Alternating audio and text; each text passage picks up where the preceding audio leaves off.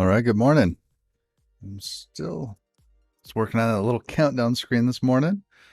That is glorious. How's everyone doing? Had to find just the right one. It took me all of like 20 minutes.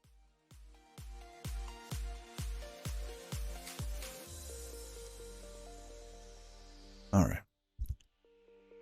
And I can't hear the music. I'm gonna fix that. 'Cause I do like the music.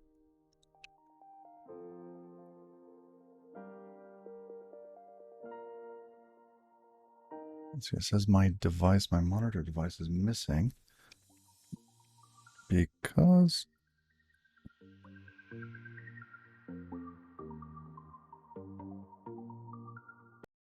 it was. Okay. Oh, there's the music. Ah.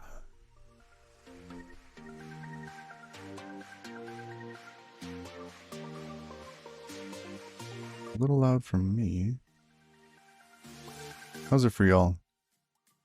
Music okay?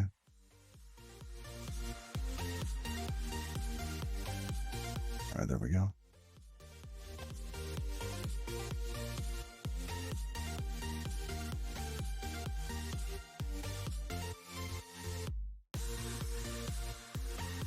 So we are going to play around with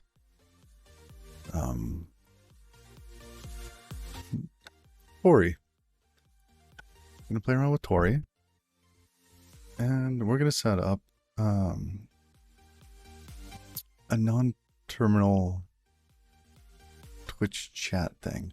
I want to use the browser with Tori, but with Twitch chat, the library, and see what we can do there.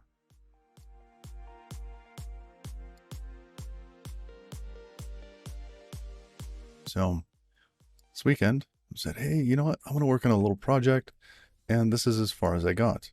Created the Tori app, and that was it.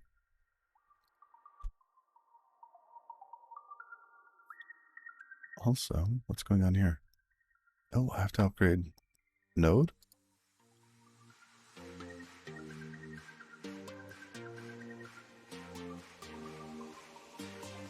Okay.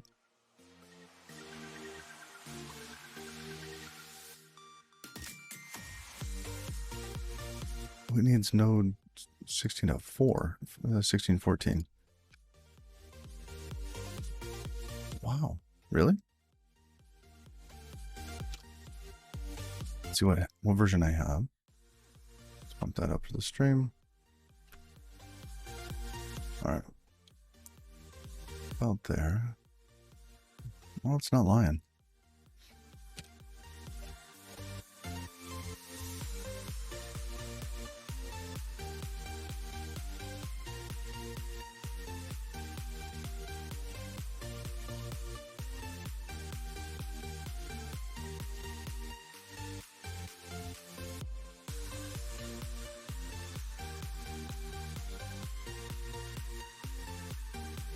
How deep that goes.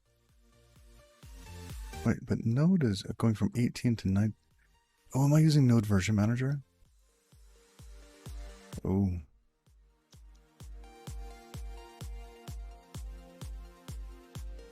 Yeah.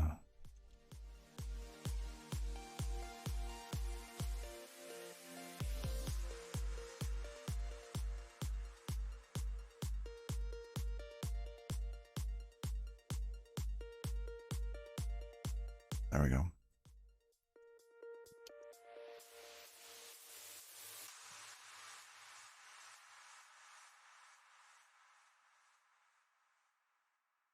Final Spartan. Did I get my NeoVim and language servers set up? No. So this is going to be kind of rough going. Not to the way I like it. So we'll see.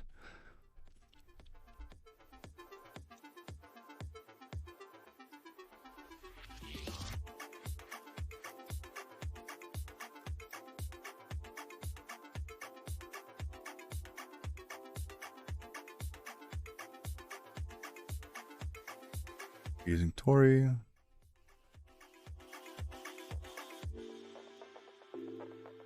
Where was I? I was in here getting started, quick start. I actually used Cargo to do the install here. I did that, and because I did that, I didn't need to look at the bits down here. And I think I went with like a Svelte kit. So I wanted to try using that. I haven't used it before. Yeah, the inline type hinting, and then the I have to configure some of the key bindings. That's what I have left to do on that.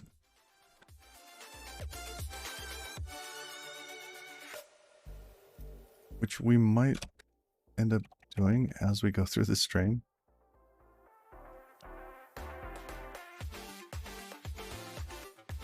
Because I don't know what the new key bindings are. Inline type hinting is not supported yet. Oh, but I thought I saw a website that in Neovim. Oh. Oh, okay. Morning, Rockerboo. How you doing? Well, that solves that.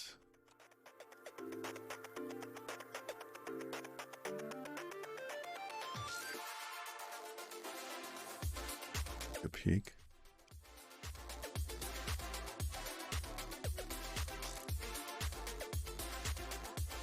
You know, I think I saw this. But then there was also... Let's see, what was that other... Who were following... Oh, let's close that one.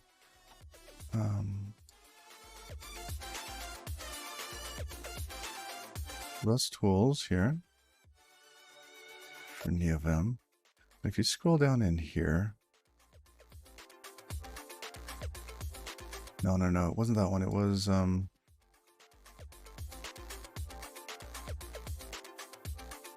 gonna bounce around for a moment. Oh, I don't see it in there.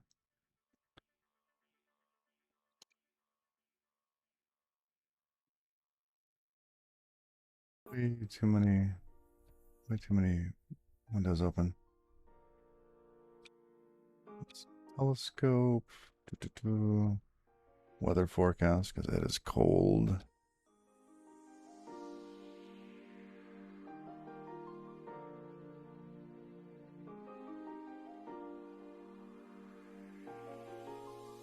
So, inlay hints as virtual text is supported.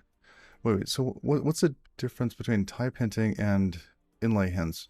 Because inlay hints, is that where you have the information about what the type is after the line? Or is that type hints?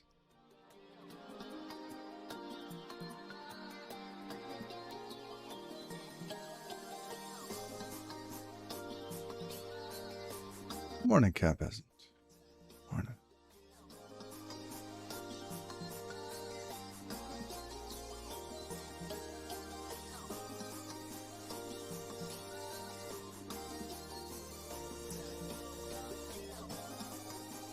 Okay, let me close down some other stuff.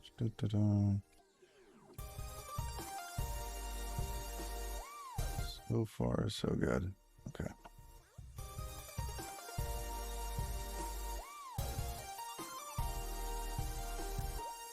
I was also curious if there was something similar to, well, let's jump into it.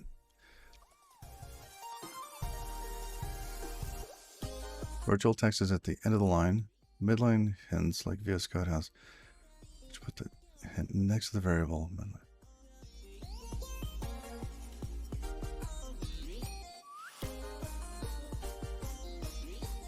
Yeah, all I really want is the virtual text. I'm okay not having it next to the variable.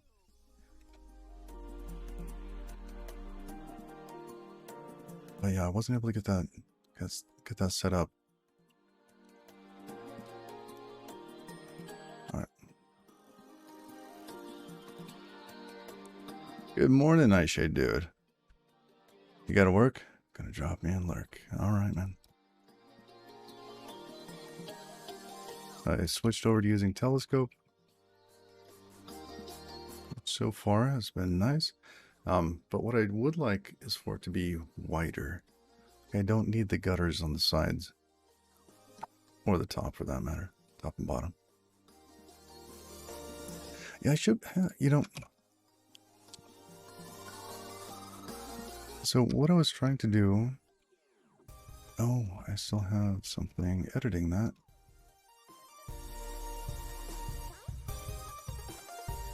Yeah, it's in.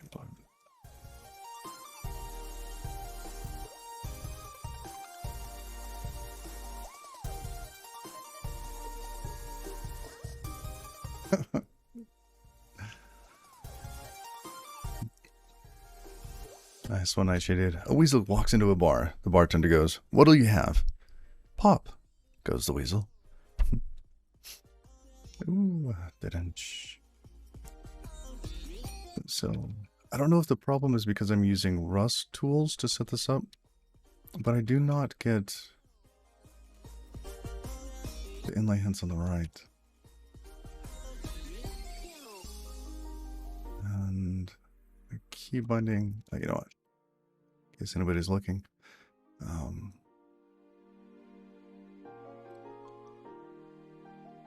I feel like I'm missing, I don't know, like a level or something. So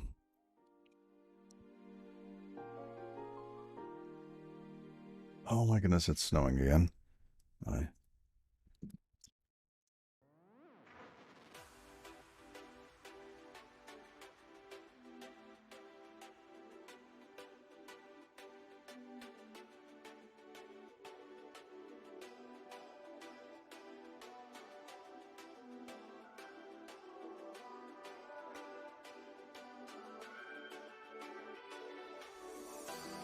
There's that, and then plugins. Yeah, see, I don't get those hints. Or those I can't autocomplete those.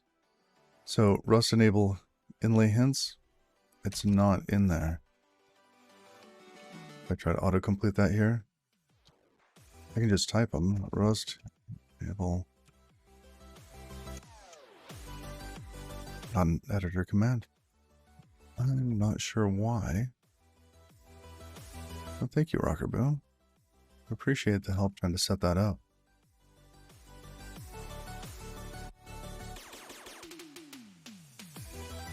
And let's see, in debugging, these are my configs here. LSP config, okay, plenary. Where is it? Oh, Rust tools. It's right here. Nothing special in plugins. Seems like it's not installed.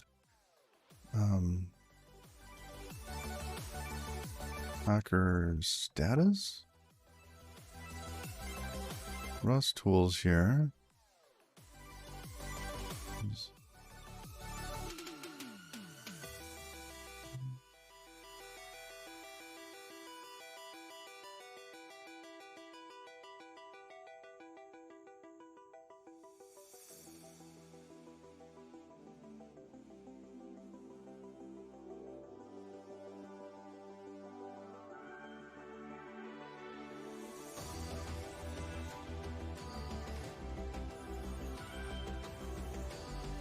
I even tried to say Rust tools inlay hints enabled down here at the bottom. Well, let's take a look. Copy that link.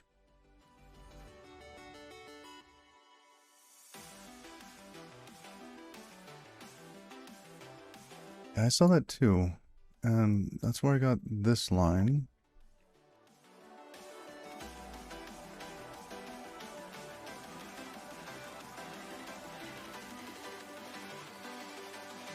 Configuration. No, we could double check this though.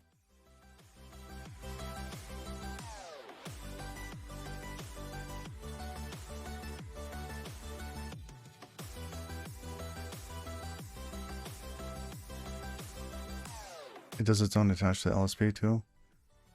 Oh, so I don't need the LSP set up there. Oh, wait. I don't... LSP config setup. Oh, here. Okay, let's disable that.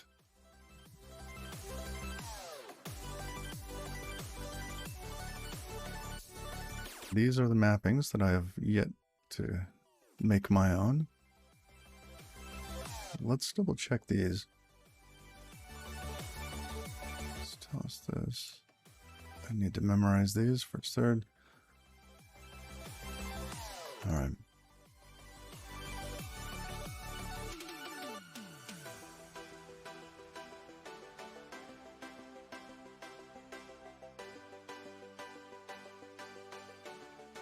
I need it for the others.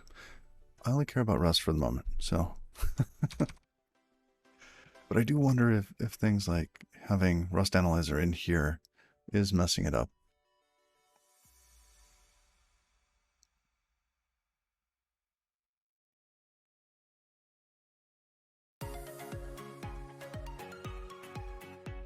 Yeah, I started with this and it wasn't working, so I kept adding.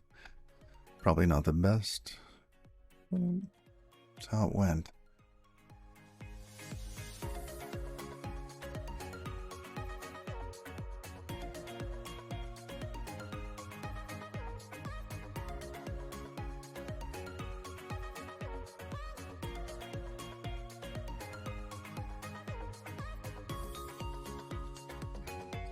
There, acquire Rust tools, RT setup.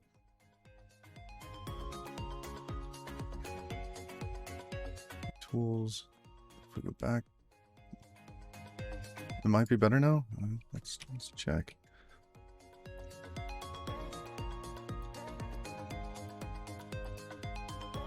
Where was I testing this?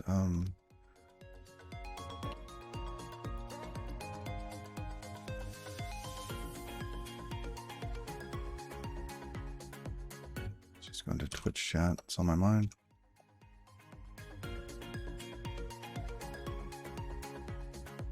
So it does load up on the right there. You can see the status updates from Rust Analyzer.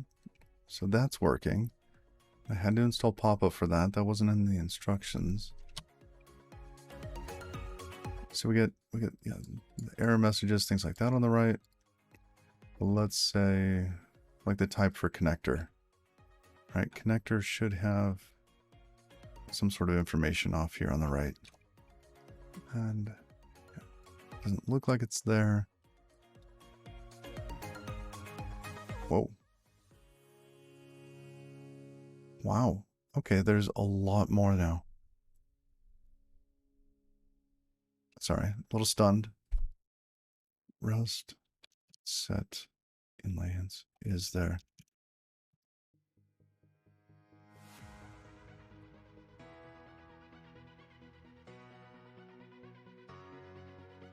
Wow, that wasn't there before. This is cool. Now, is this like a true false?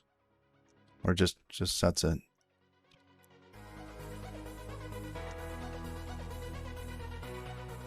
I did not.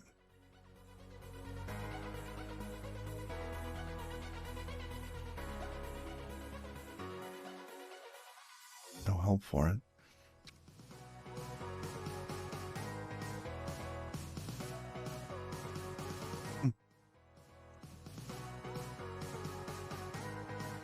Let's see if we can find some.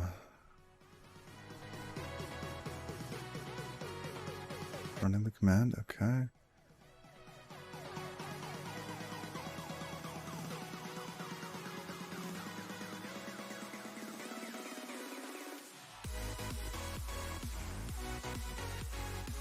Not seeing any.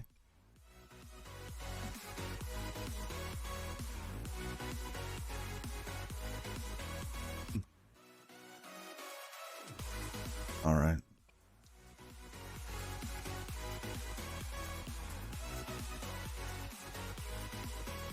Well, it looks like we're one step closer, and I appreciate that.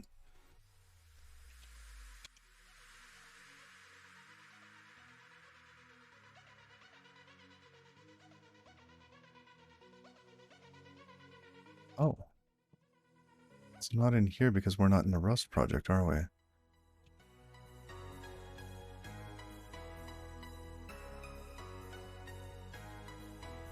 Interesting.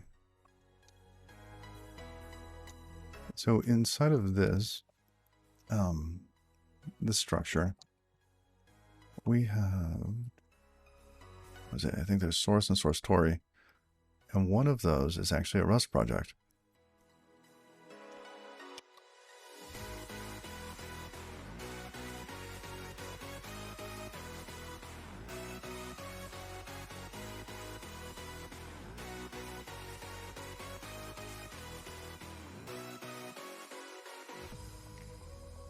Okay, so it's the source Tori.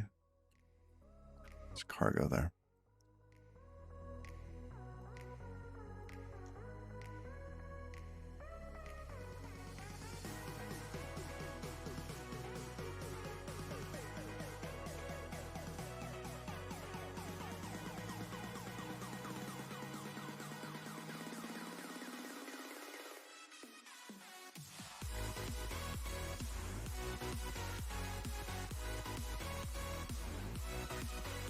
That. None. Oh, do I have to do Lua?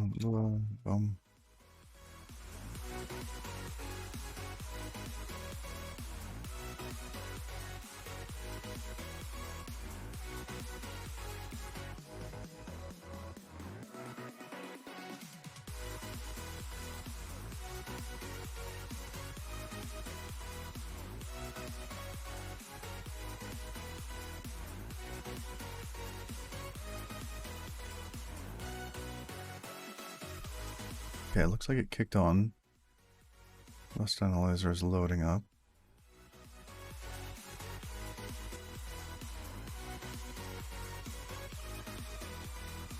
It's got quite a bit going on.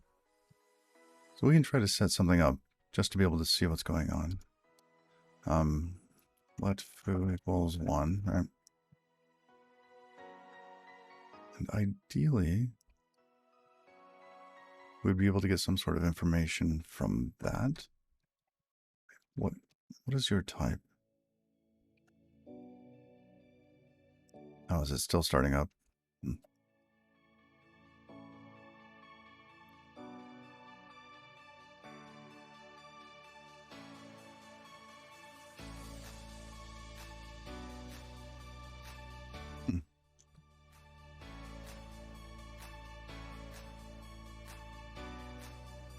Man.Lua, no manual entry for.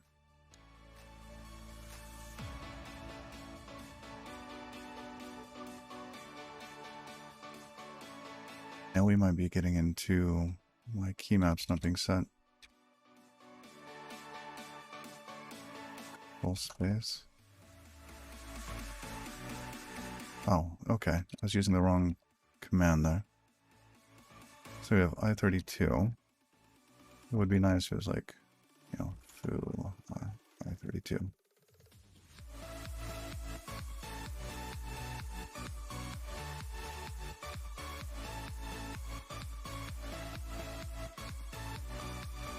All right.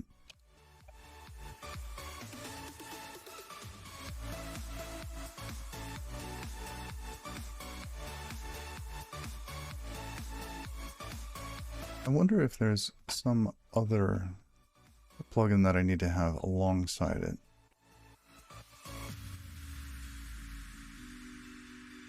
Oh.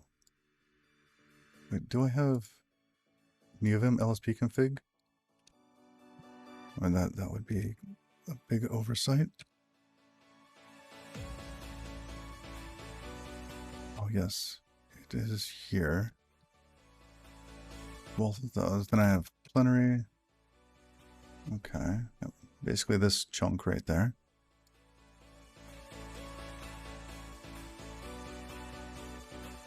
Rust Analyzer. Check, check, check.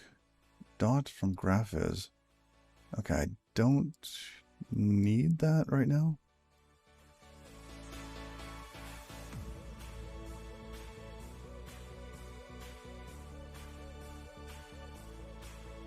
That into setup.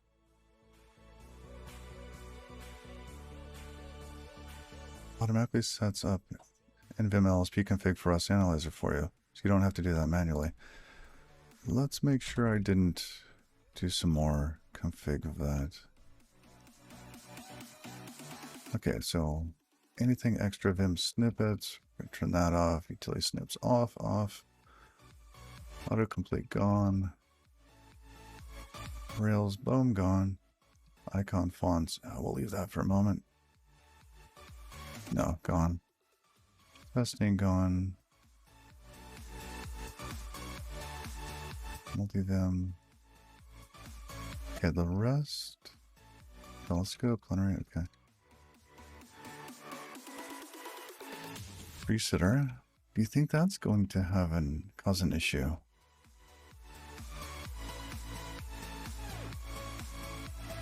LSP progress. Okay, I do like that though.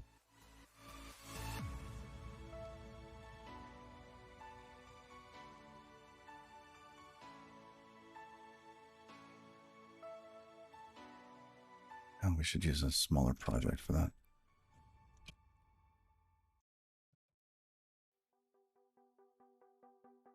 This one runs faster.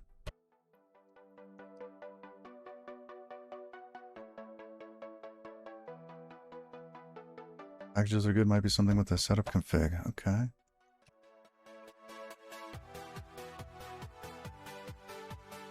Rust.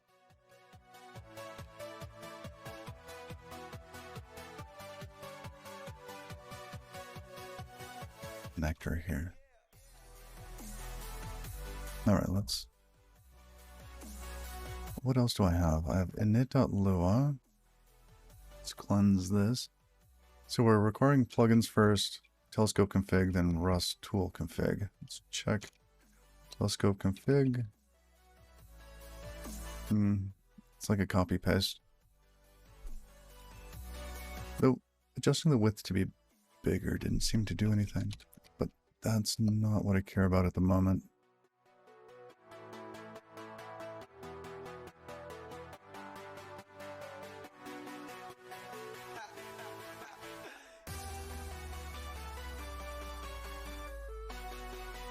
Rest. This all looks good. To me, at least.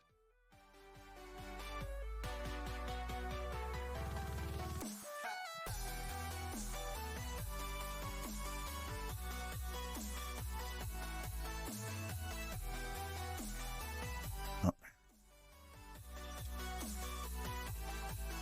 We looked at init.lua.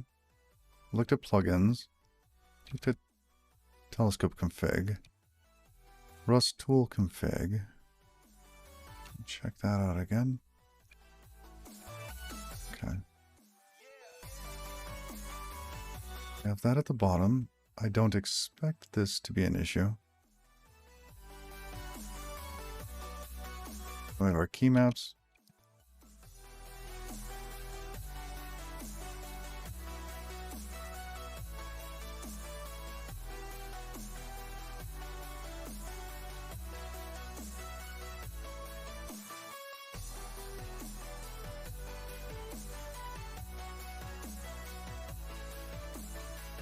I don't know about this one.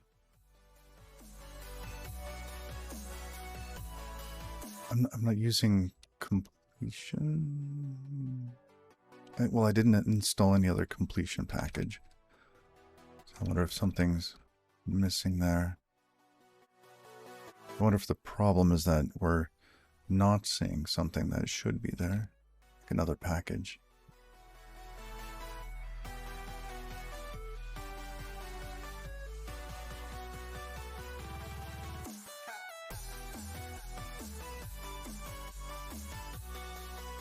Attach. I think these were copy paste. Yeah, this changed before. So we were testing out some other issues. Then settings. Server settings.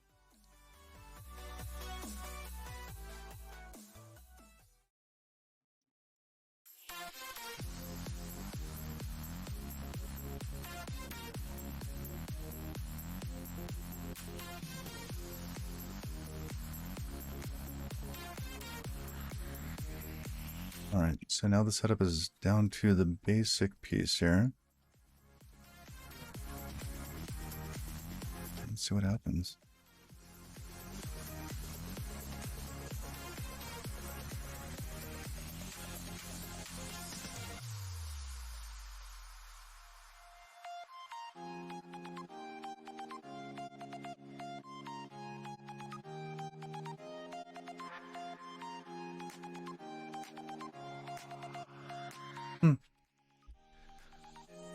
I wonder if it's there, but like the color palette just has it as the same color as the background.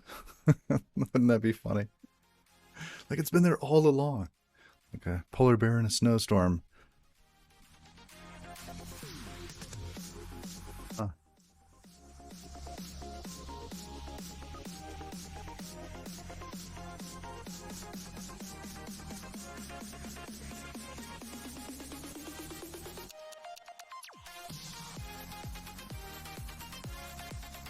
Oh, this one.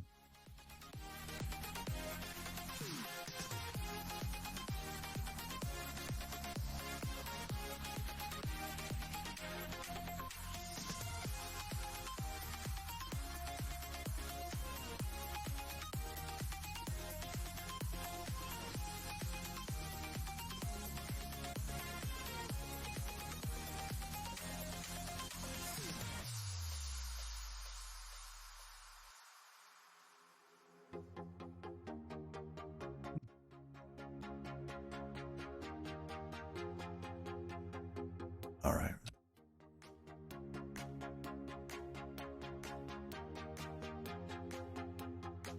It was a fun little dive into that, but I think I want to get onto the project.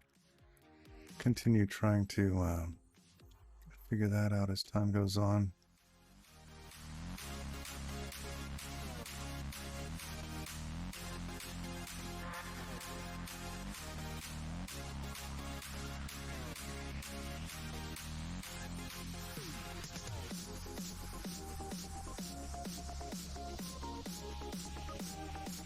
Rid of that one.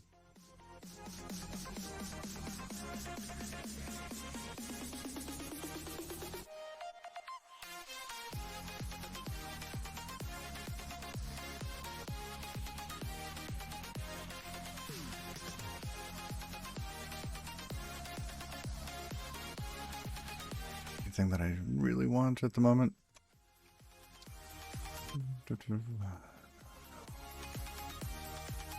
No, we should be all right.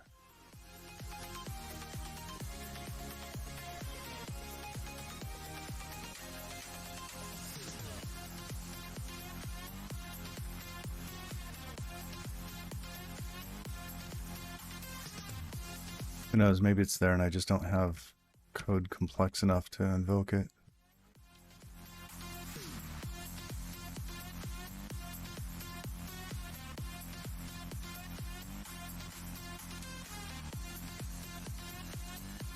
Yeah, no. Zoom in a little. Wrong button.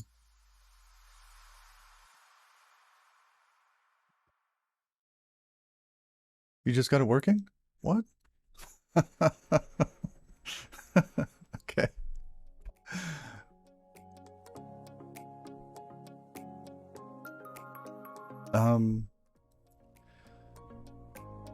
Okay. What if my Rust analyzer is too old? Because COC used to manage Rust analyzer, and I used to install it manually before it started doing it automatically. Okay, so where is Rust analyzer?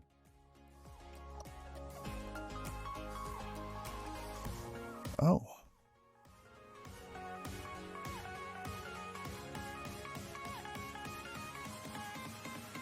We upstreamed inlay hints to LSP proper now.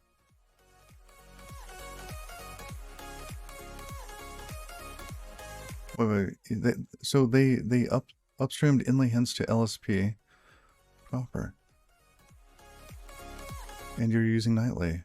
So you're not using Rust tools then?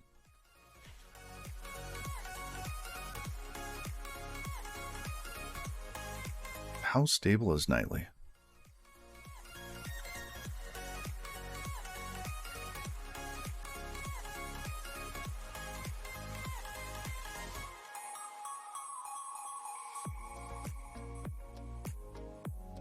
Okay, inside server.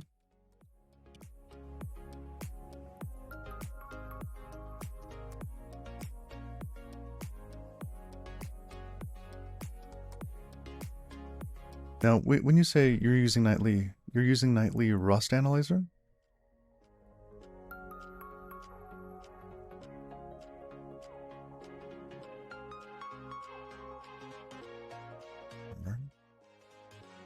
Oh, wow.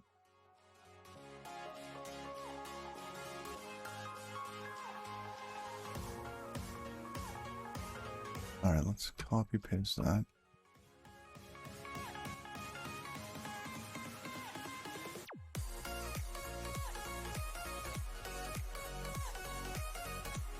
I have that installed.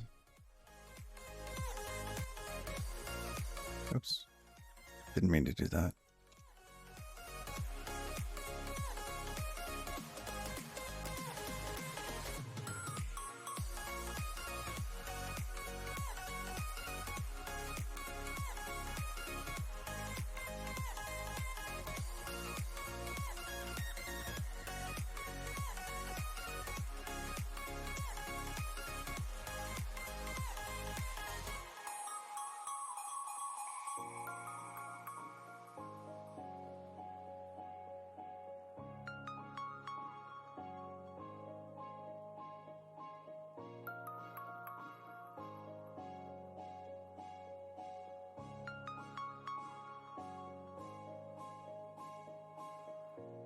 No dice.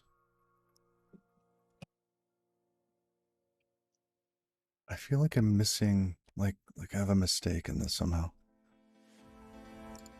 Oh, well, thank you.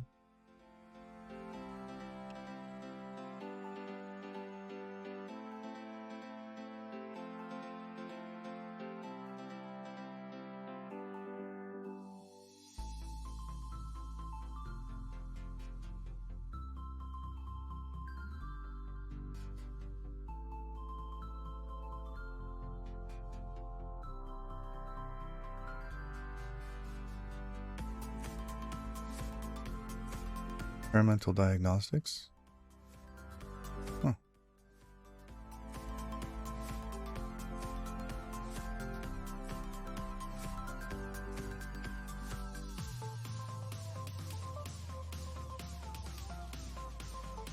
You have stuff in here that I'm not using, like the capabilities.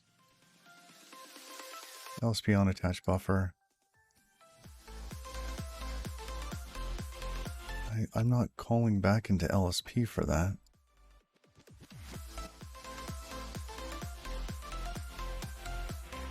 And this is the built-in LSP for NeoVim? So I do not think that I...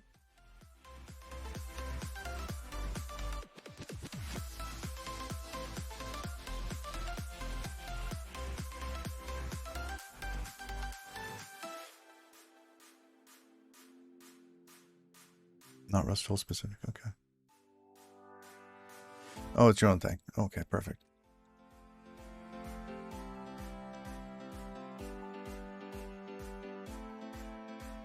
That's true.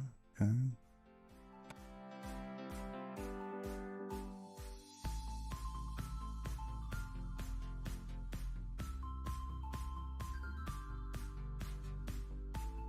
Might take a peek in a moment.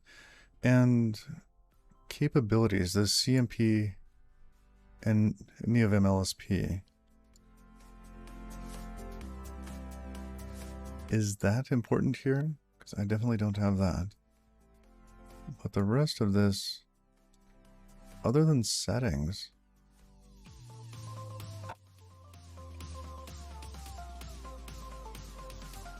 this stuff.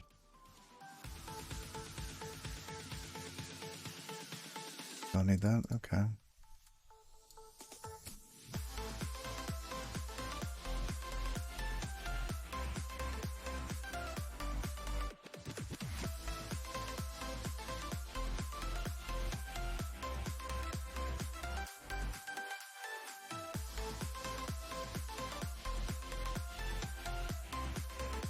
Rust up run nightly, rust analyzer. It's good. Hover actions. No, it's at the very bottom. Enable inlay hints.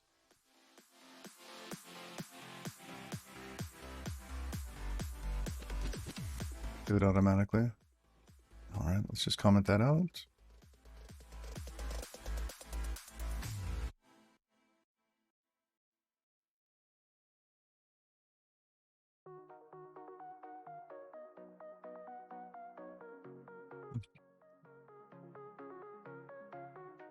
What that looks like.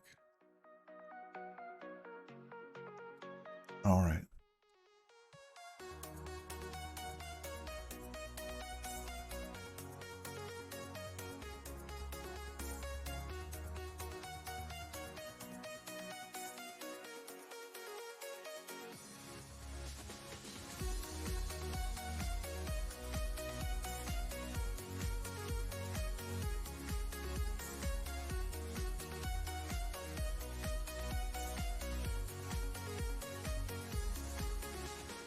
Oh, that's neat.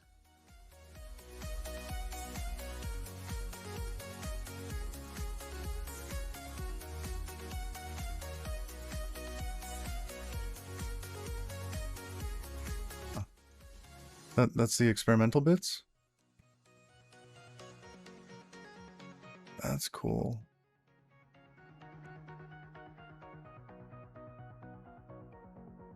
What if stop default nightly? Let's try this again.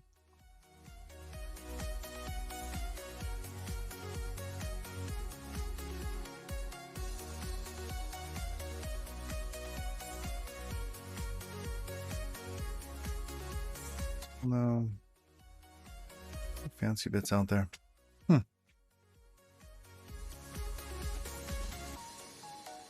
Let's see.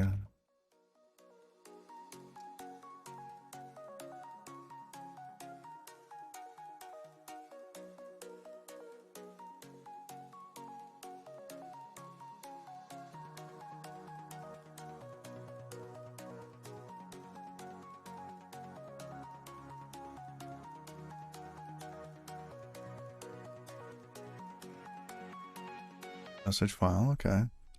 Rest up.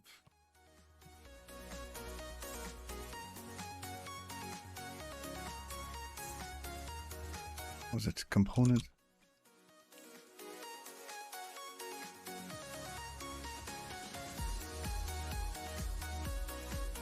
Oh, component.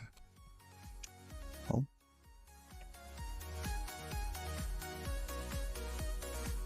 Oh, that's just this. Okay.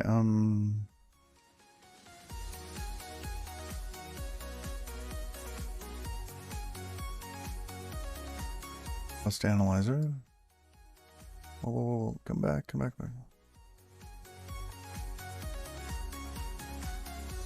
There's two of them. Okay.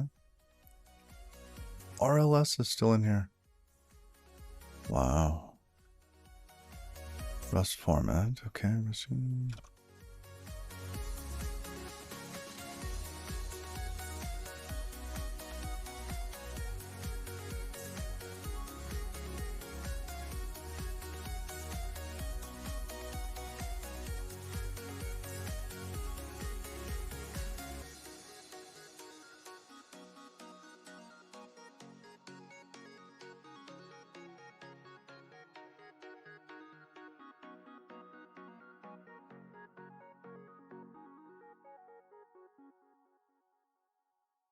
If you do :E after the Rust analyzer is done starting up, I think it's true. Oh, to reattach. Interesting. Okay.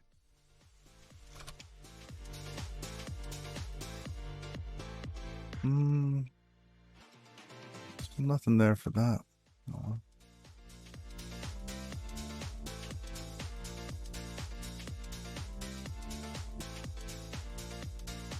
Again. Oops.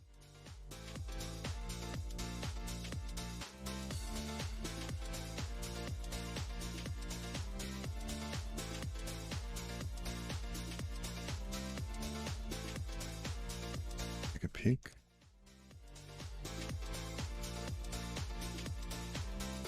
Yeah, you got it all.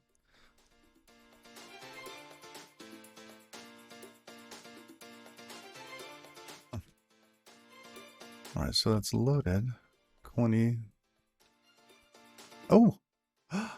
Wait. Okay, it was there. I want to see if it just does it, or was it because of the colon E? No, it's there now. Okay, so something with Rust Analyzer wasn't being picked up.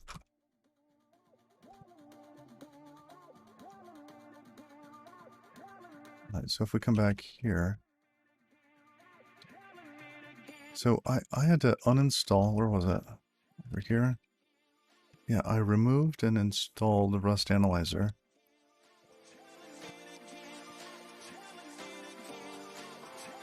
Okay, because it was found before, and it's not found now. So I just had one that it was picking up. Oh, wow. Wow. Thank you very much. That has been plaguing me.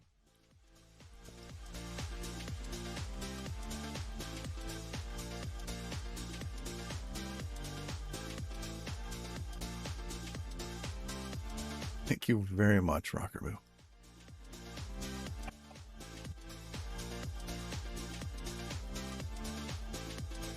Oh.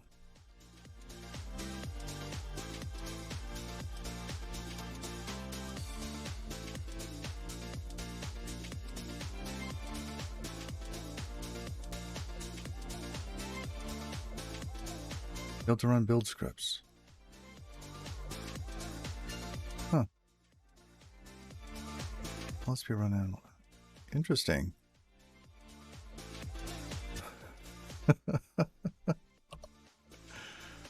Check server logs for additional info. Okay. It's there. But failed to run build scripts. Oh. Yes. Because this project has a build.rs file, which it failed to run. Or for whatever reason. Okay, let's just check and see. Do they have a readme? Let's see. Ooh, not super helpful.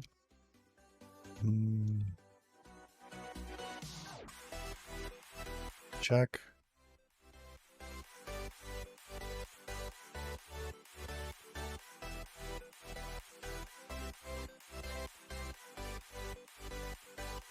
Alright, the Tari dependency feature on config.toml does not match the allow list defined under tari.conf.json. Huh. Oh, interesting. Or add the API all feature.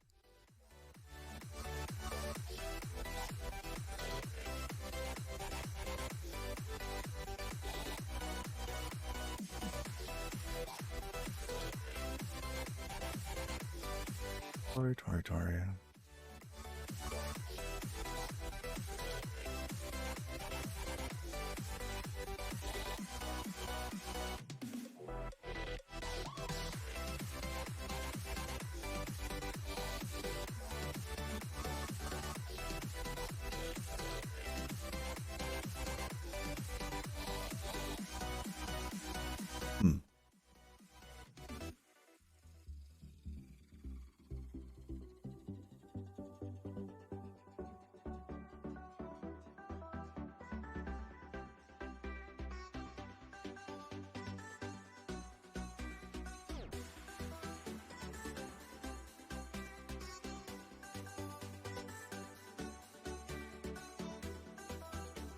Alright.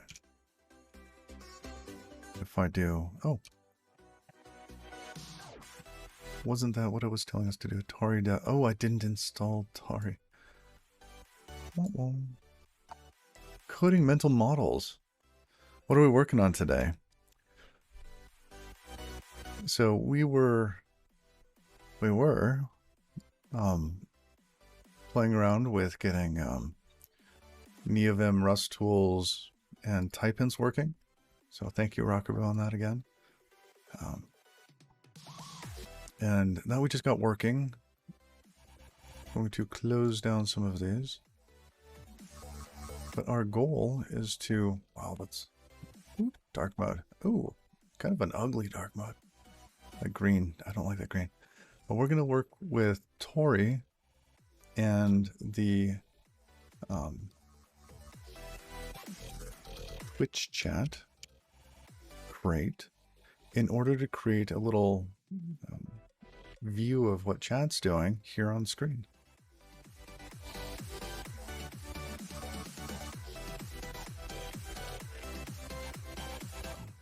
We'll be using something like this and wiring that up to Tori and then adding some bling to it. Let's see its status. Oh, it.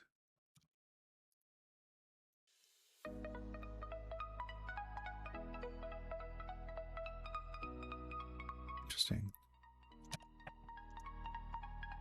Let's check and see what's in this gitignore file. Wow. Very meta.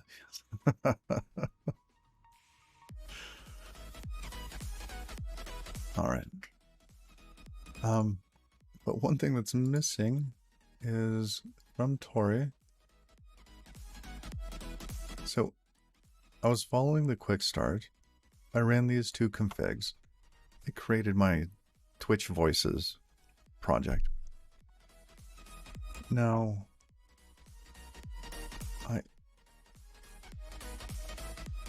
I feel like I'm missing a part where I needed to install Tori. Because the instructions were to like run Tori like that. Or is that part of... Is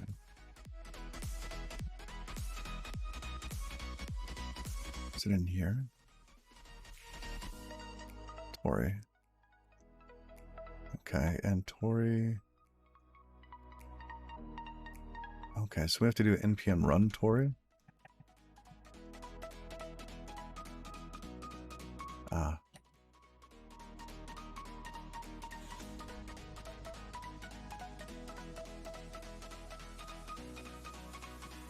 Perfect.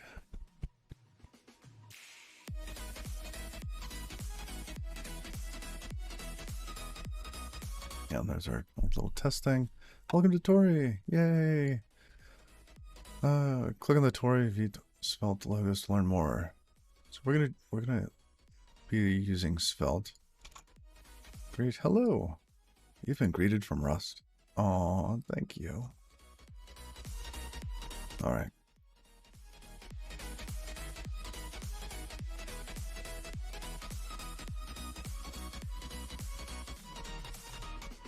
That looks so fun. Okay. Goodbye, Twitch Voices. Now, Rockaboo, it looked like you've done some Tori stuff before. Out of curiosity, how'd it go for you? What's your take on it?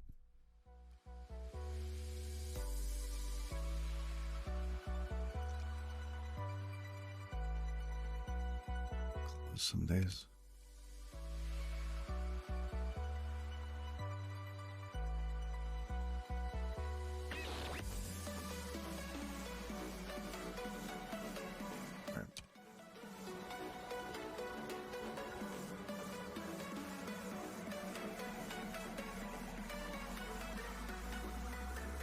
Use Svelte, tsconfig. Okay, what else do we have in here? The docs were really lacking before 1.0. It's a little better now. Nice.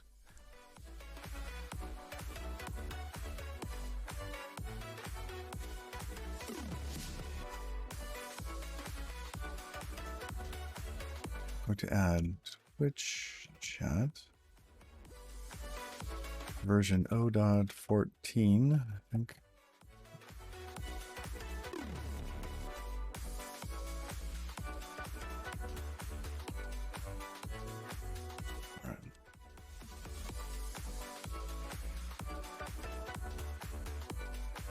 You mostly use Tori to package your web app.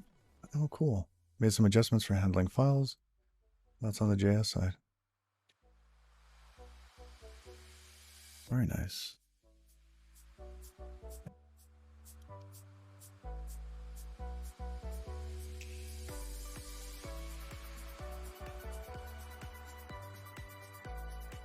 We need Tokyo.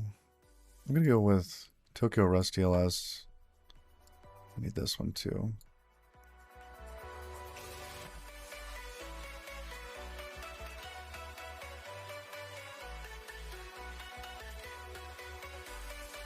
Oh.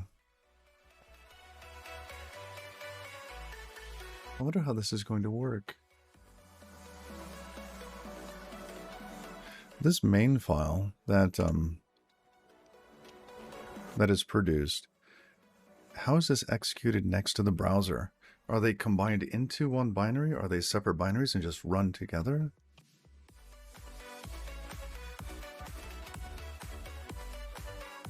We're going to need Tokyo 1 dot something, Tokyo version 1.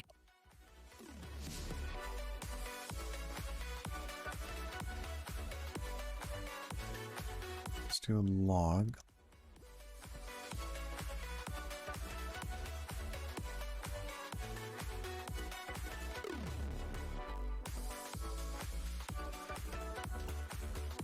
All right.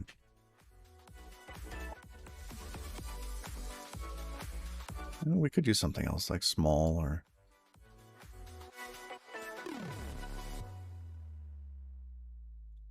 I want some more practice with Tokyo.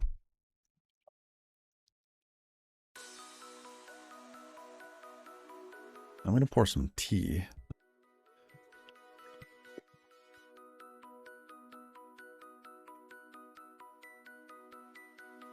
This is the one that has the little sharp edge on it. All right.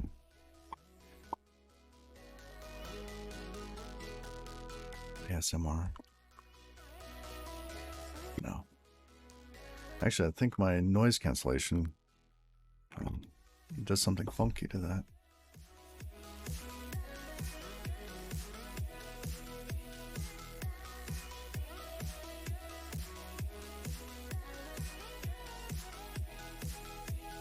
That is hot.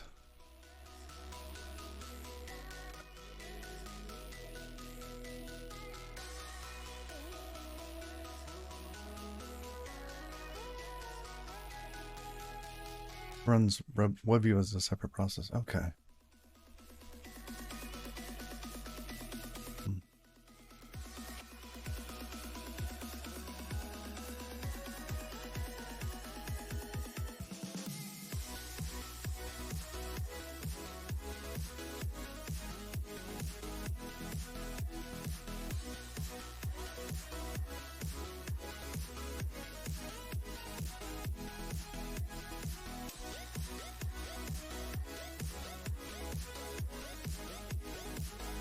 Wrong directory.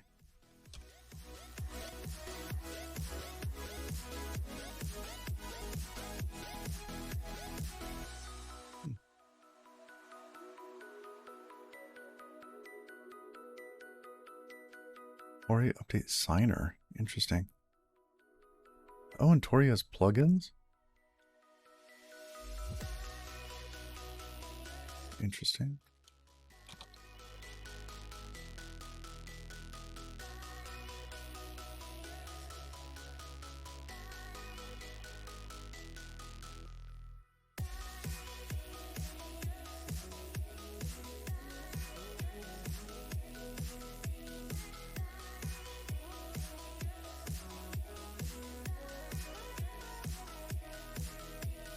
Oh, I see.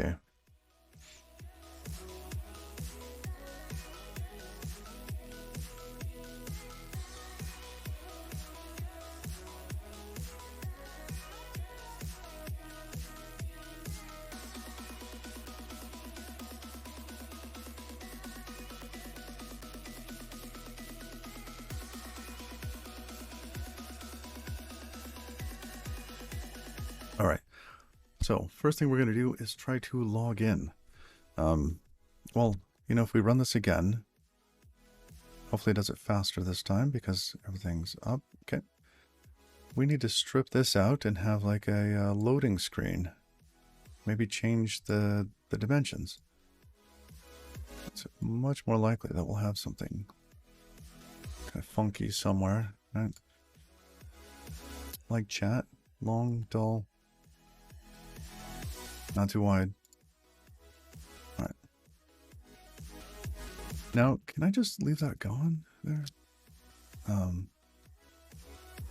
Whoa, whoa, whoa, whoa, whoa, whoa. What's going on?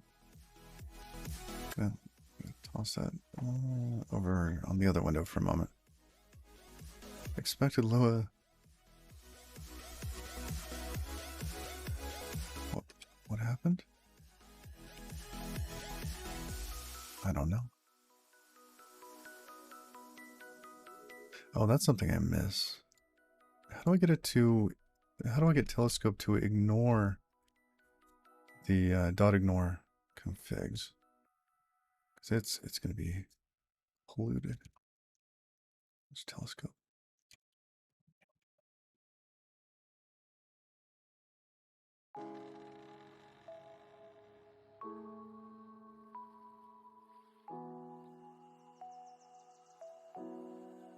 Six to 10 megabytes for Mac with 1 megabyte app. Oh, that is beautiful.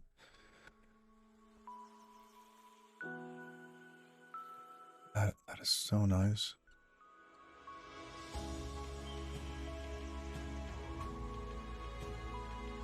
Okay, I do have RipGrep, but it's not ignoring.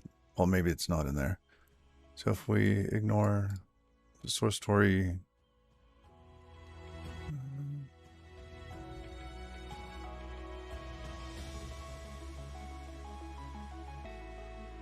Oh, it's not in there.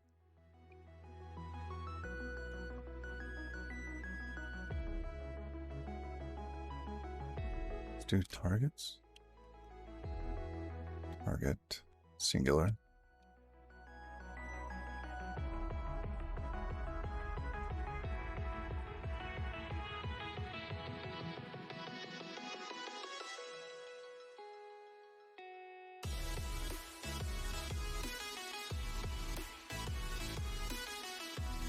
Do I have to add that for that to work?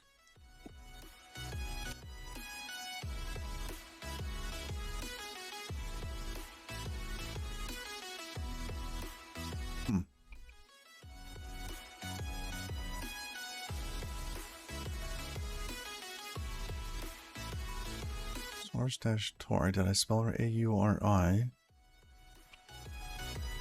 /target. Okay.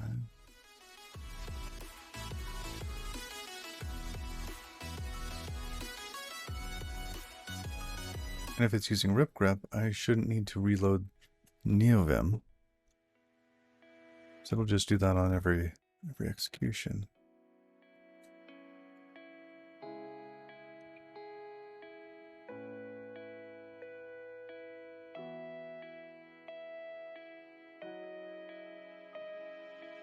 FD's the same way, isn't it? It normally ignores the target directory. Oh. It didn't it? Ah. This wasn't a Git project. So it didn't have a .git directory, so it wasn't loading that up. All right. What do we want in there? We toss all this in. Main. Okay, we have an extra line in main. Other than that, it's probably okay. There. Line's gone.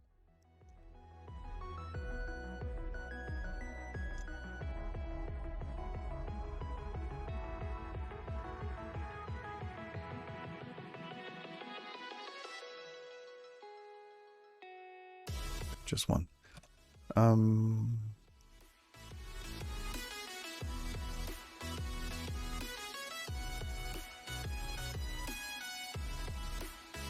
Oh, it recompiled it over in this window, didn't it? when I made that change. It restarted the app. I was wondering why that popped up. Okay. All right. Yeah, we can get behind that. 'Cause yeah, I did this, saved it, and then, you know, Rust Analyzer did its thing on the bottom down there. But I didn't realize that was happening on the second tab. And it reloaded. Fancy. Okay.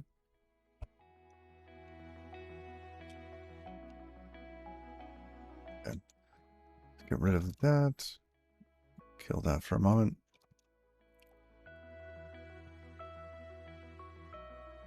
Yes.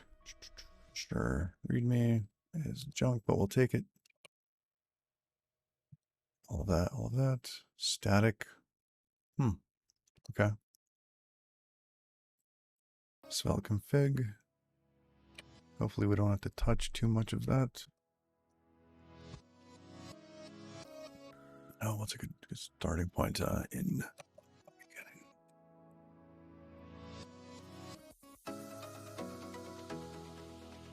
All right. And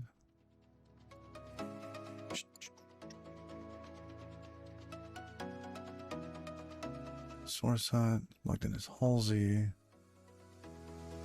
We are going to add another project. Create a new project. Which voices?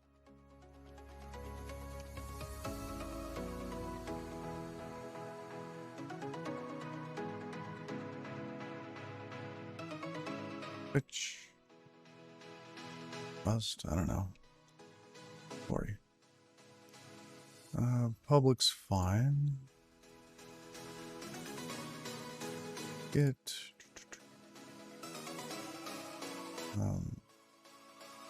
create a new one.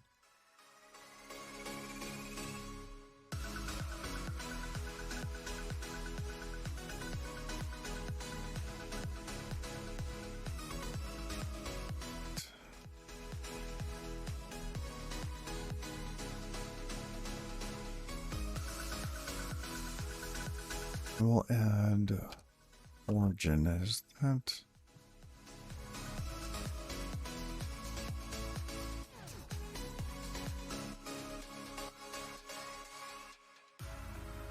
And there we go. All right.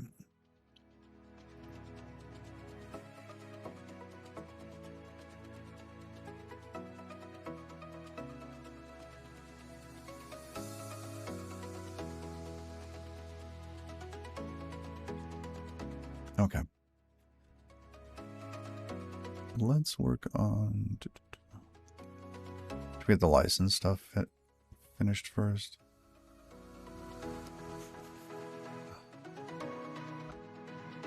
Probably a good starting point.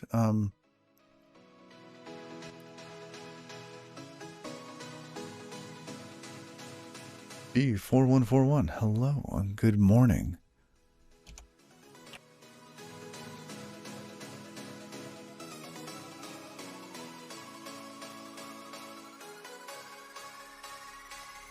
Here we go.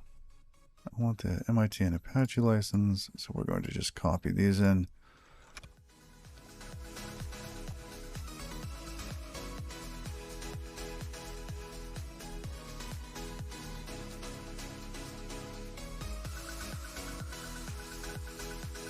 Okay.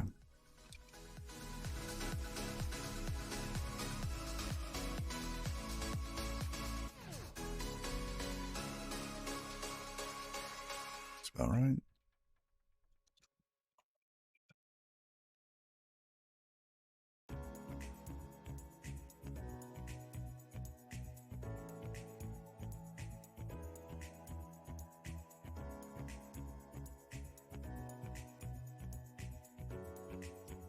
Add credentials.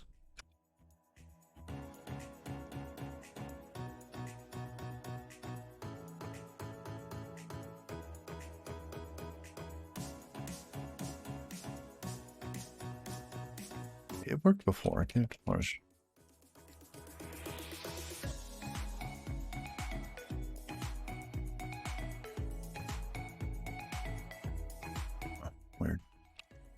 All right, license in there. Boom, done. All right. Enough bike shedding.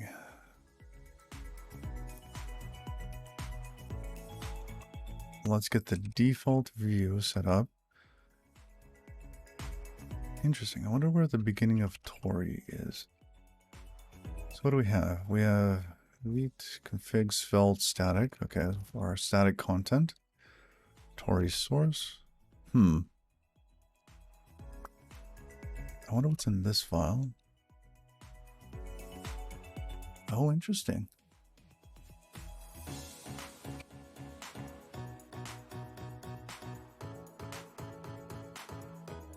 All right. Ignoring that for a moment. Just config main. Then we have all of our app icons. Got a build file, config lock. Okay, then we have routes. Interesting. Let's look at these.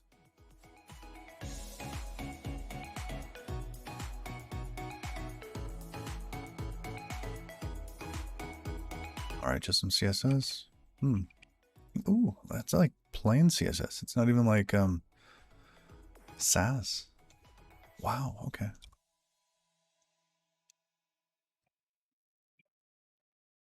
TypeScript with app.html. Svelte get head. Viewport. Interesting. Width is equal to device width. Okay, that's for inch and zoom stuff. Interesting.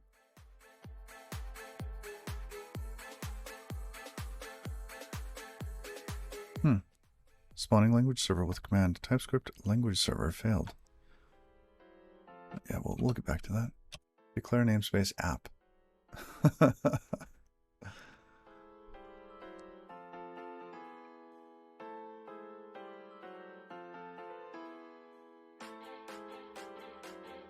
Oh, it's a type definition. Okay. Yeah, that's a type definition file.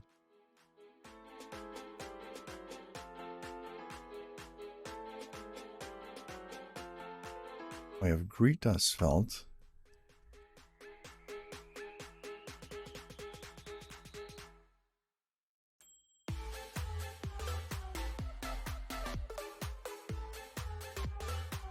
All right, and that's the little widget at the bottom of that thing.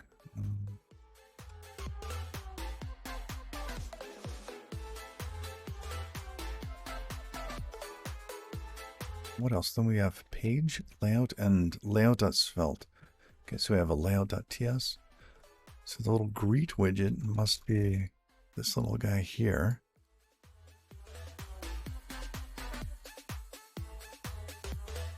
Oh, inspect element. Neat. Okay, let's close it. Now let's look at layout.svelte first. Imports app.css, which is there.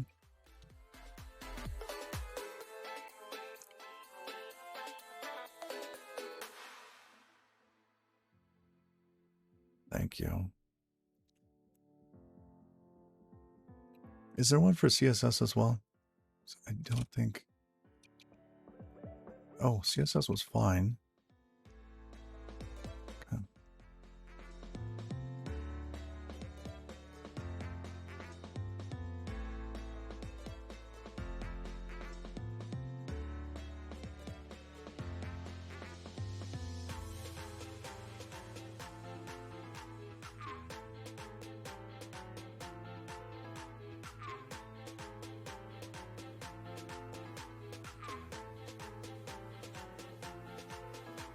Not there yet.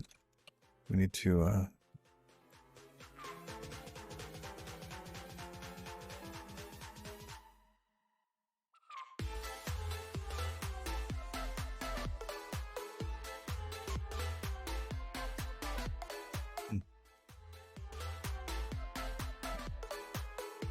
strange. It's not picking it up.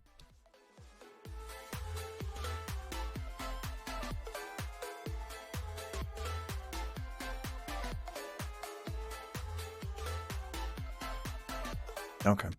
I can look at that later. Layout as Svelte. Now, what I'm looking for at the moment is a way to control the page size.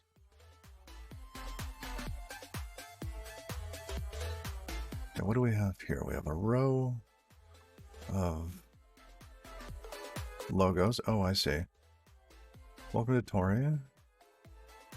All right, and it's loading the Greet as Svelte file. Okay.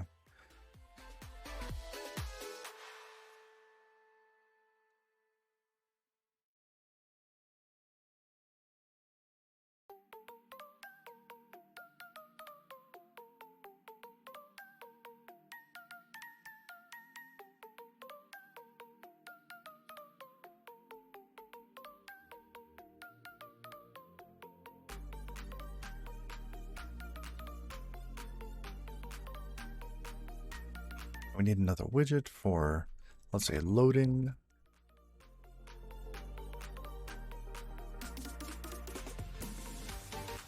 Some sort of status. Let's create a status widget. Why not? Okay, where is Greet? Source lib greet.svelte. Source lib.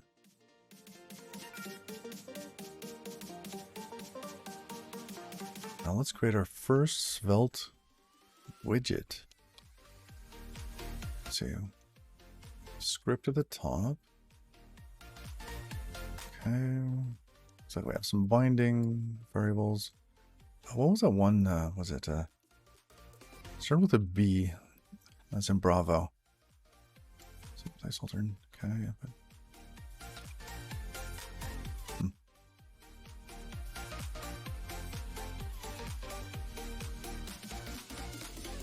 Status.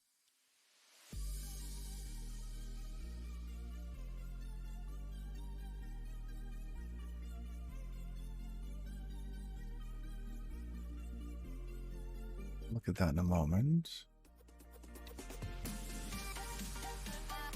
We're just going to have some text down here. It's not going to be all that crazy.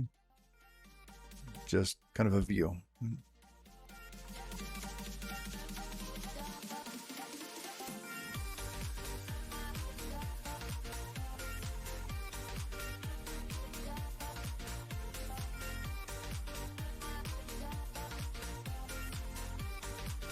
Did they do the binding?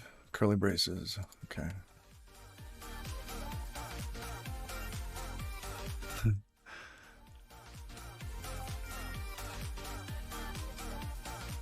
I have to learn how to use Telescope. This key combo of comma B used to take me back to my last open file because it would always be the last one in the list. For buffers, for listing the buffers.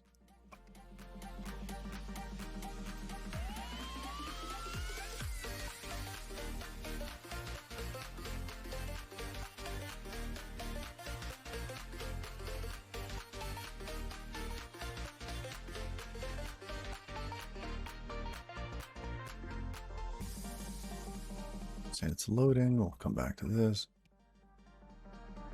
Should we call it status or status message?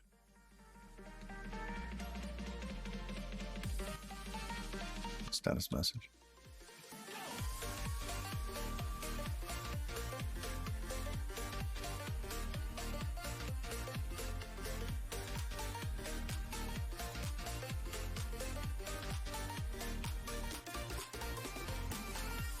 I wonder how we register a function so that the other side can just call it whenever. Okay, we'll have to figure that out.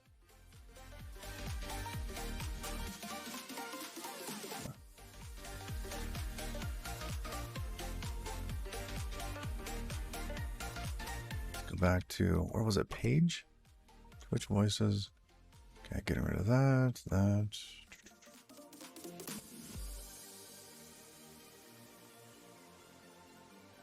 Oh, interesting. I do like the style being with the component. That is nice.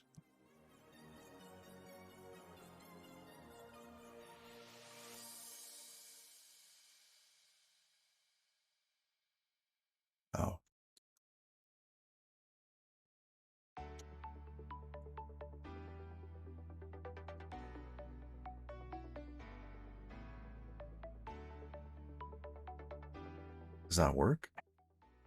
Let's see. Loading. Oh, beautiful. Twitch voices. Okay.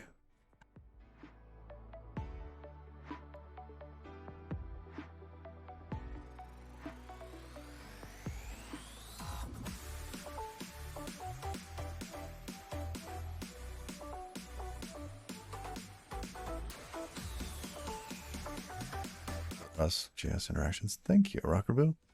Basically, example. Oh, I see. So you register it as a command. Wait. Calling Rust from the front end. Okay. Passing arguments, returning data, error handling, async commands.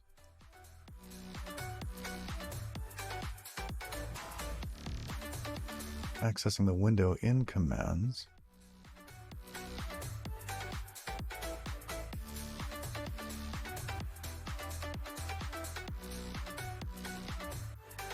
Interesting. Because we're going to have...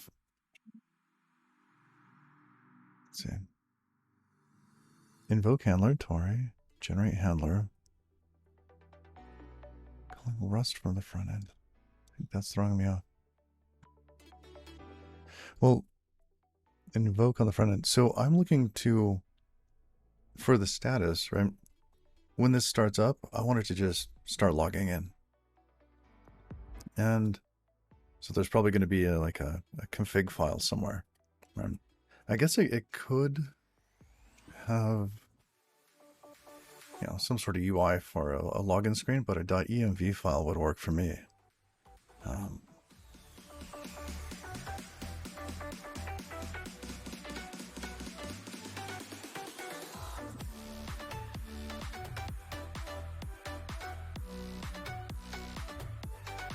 So if it just started connecting to Twitch, I think we'd be good here.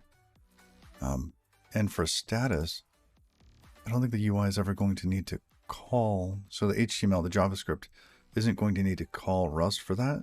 Rust will need to call into JavaScript for that. So I'm looking for a way to register a JavaScript function for Rust to call.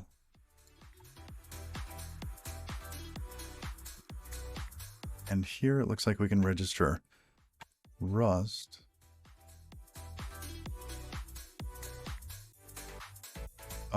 function. We can register Rust functions for JavaScript to call. This will be very useful very soon. Multiple commands, complete example. Oh, what are events? Oh, here we go. Okay. The Tori event system is a multi-producer, multi-consumer communication primitive that allows message passing between the front end and the back end. Okay, it's an...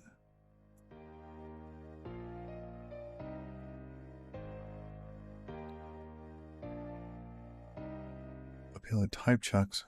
Check must be written on the event handler, and it simplifies communication from the back end to the front end. Working like a channel. Nice. Okay. Oh, I spilled my tea on me. Yay.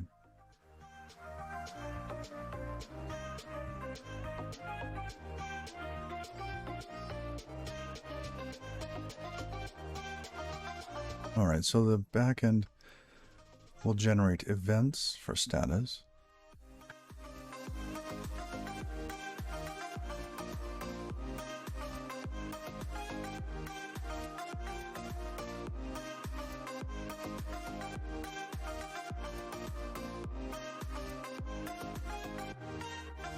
Front end. The event system is accessible on the front end on the event and window modules of the Tori Apps API package. Global events. To use the global event channel, import the event module and use the emit and listen functions. All right, Windows specific events.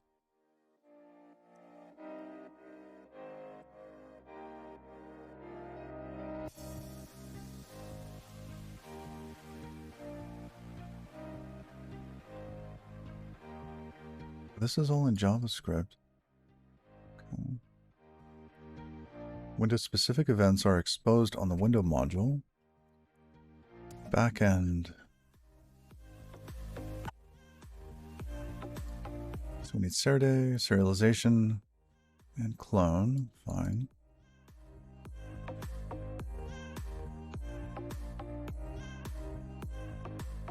On the backend, the global event channel is exposed on the app struct, and Windows-specific events can be emitted using the window trait.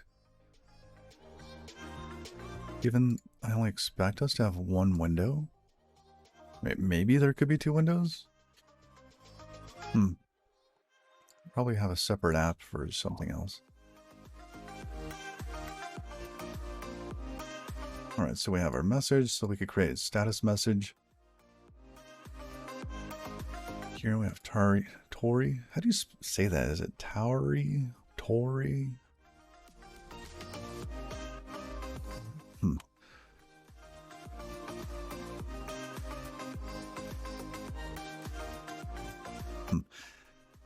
Setup app. All right, and this is how we listen to an event. We unlisten to it. We emit.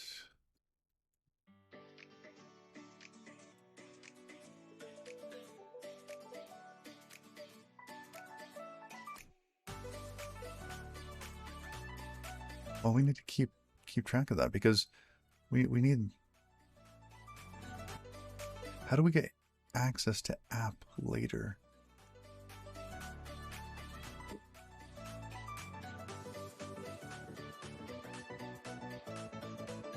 His app.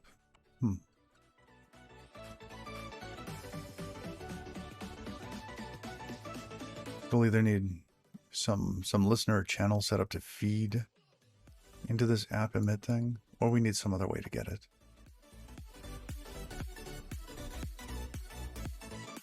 Windows specific events, we're going to skip that. Okay.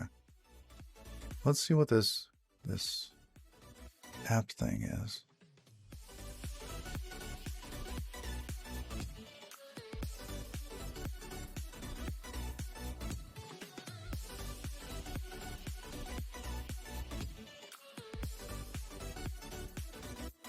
Wow. Lots of features.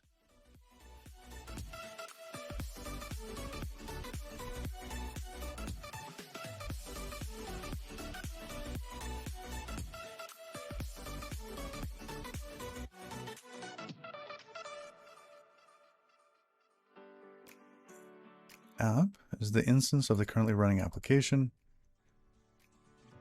Oh, and an app handle is a handle to the currently running application. Interesting. Builder builds the application.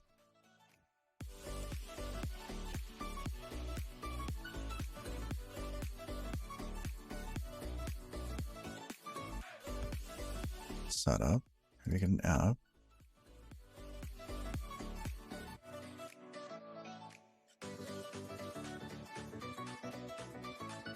Right handle. Ooh, that sounds neat.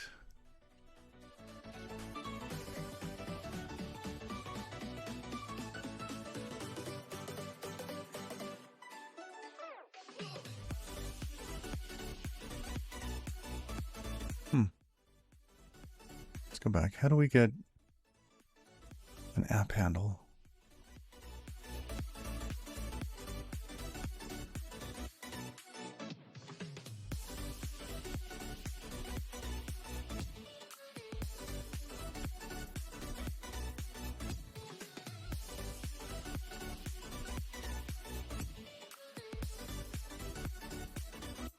Oh, so you just call handle. I didn't see that on the other type. Maybe it was an interface?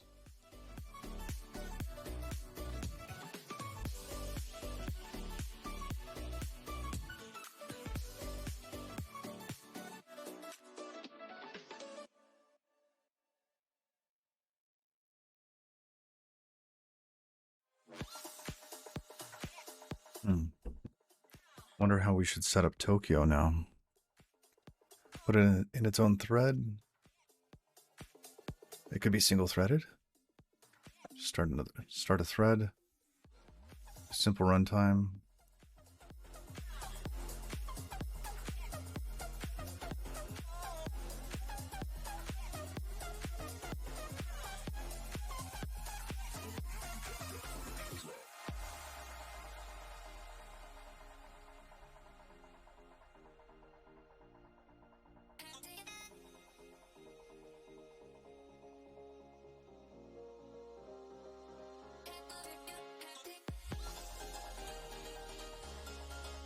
All right. Kind of like that idea. Having some sort of channel. So we could set up a channel for the Twitch chat pieces.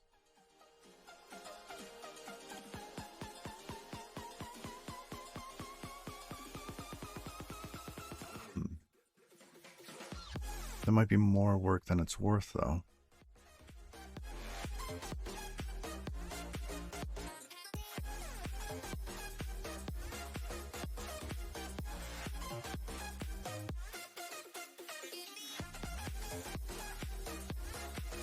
It's Wendy. All right.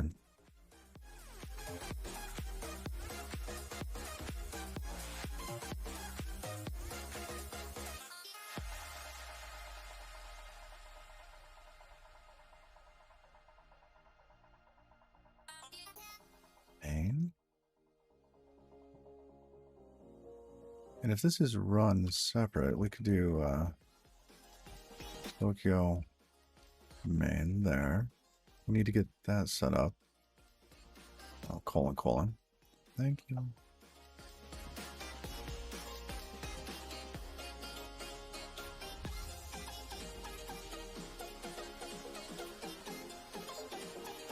I think we need macros. What is it?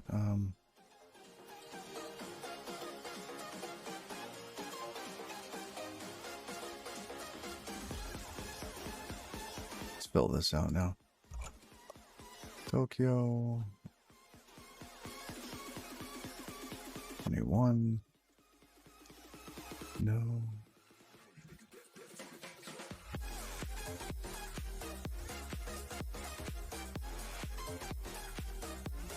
And then we want the features. Okay. Huh.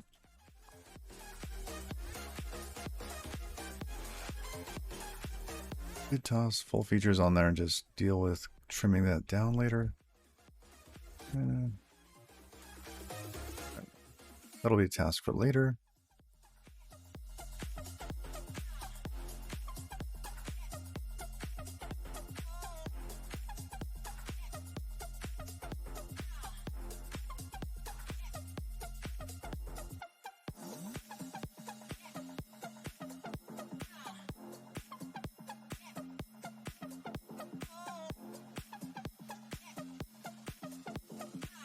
All right.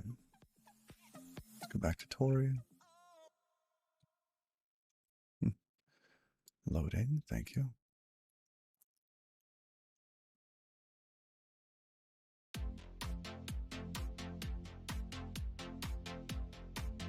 Builder default.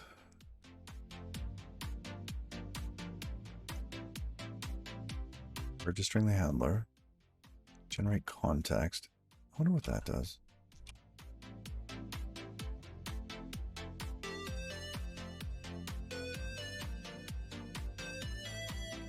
Reads a Tori config and generates a Tori context based on the context. Okay.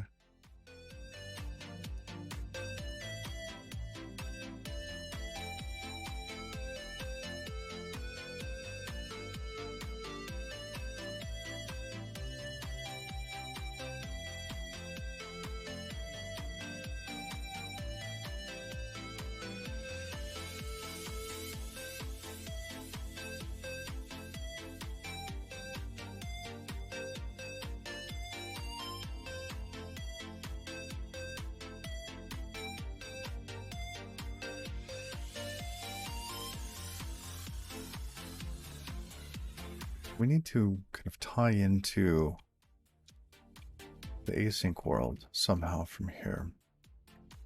Either we create some sort of bridge channel for sending messages in and out. I think we just want to get a reference to the app that we can use later. We can make it a global, right? Kind of a static one cell thing. Get it, set it, Use it everywhere.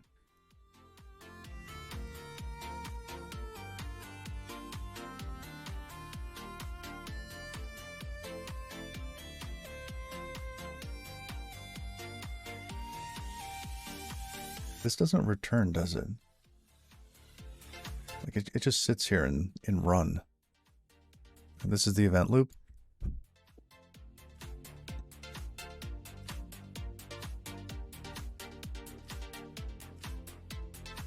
So maybe we get a reference to this app. So we get an app reference, toss it into a thread with Tokyo and friends.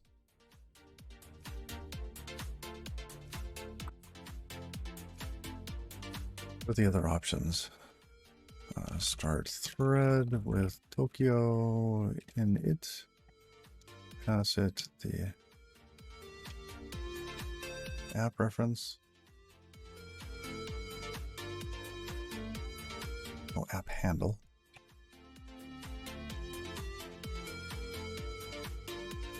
Can we copy an app handle?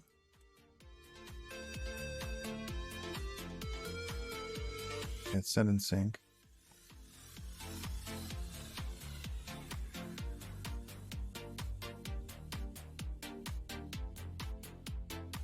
Move it then.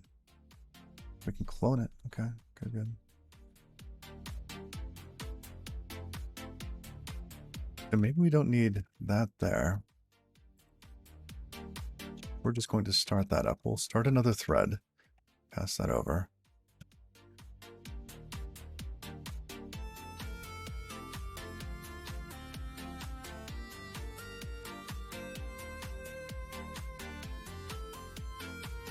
How do you start a thread in Rust? I don't remember. Is it standard thread create?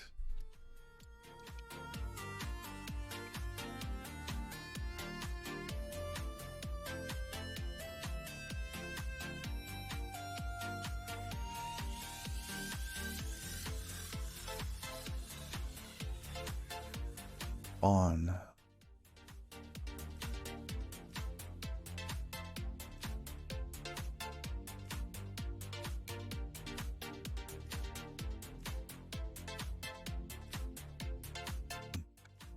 We'll have to figure out some way to join it later.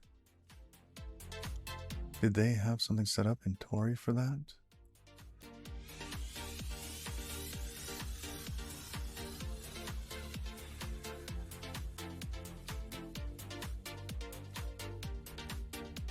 Tori async runtime spawn. Oh. What?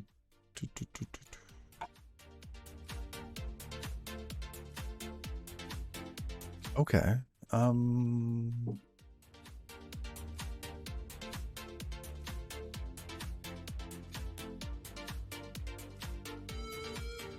Tori.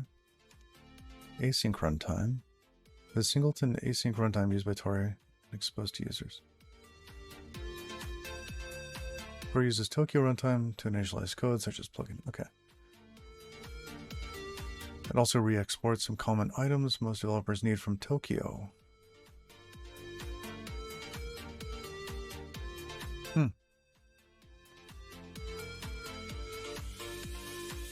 Well, that's interesting.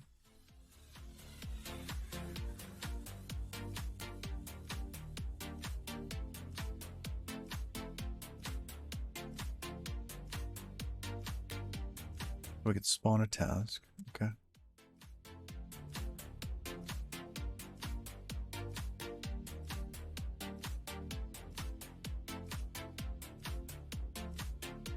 Back one.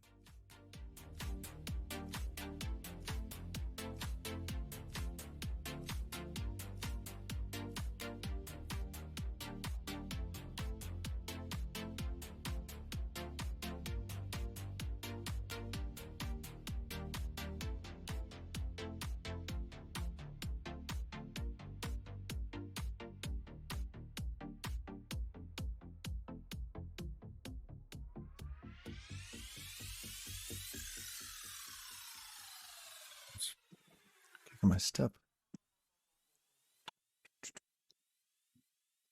plugin.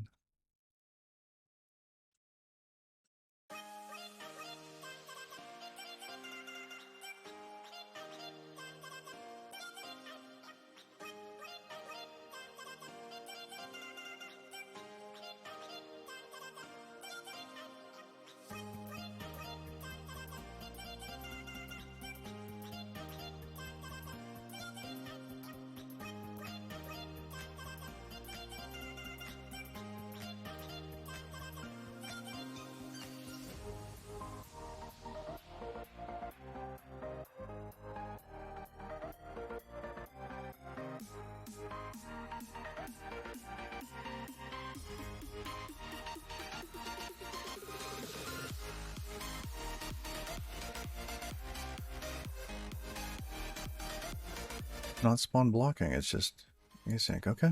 Oh. That simplifies quite a bit. So then we can have an async function down here. Oh goodness, what do we want to call this? Let's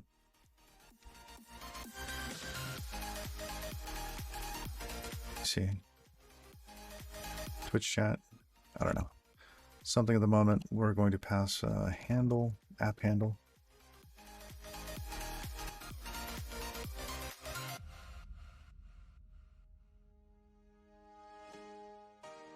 What do we want to return? Does this need a return?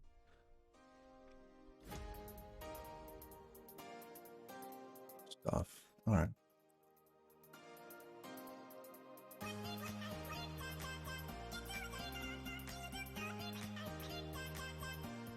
Is it async move, async, or move async? Async. Oh, right, because we're moving closure.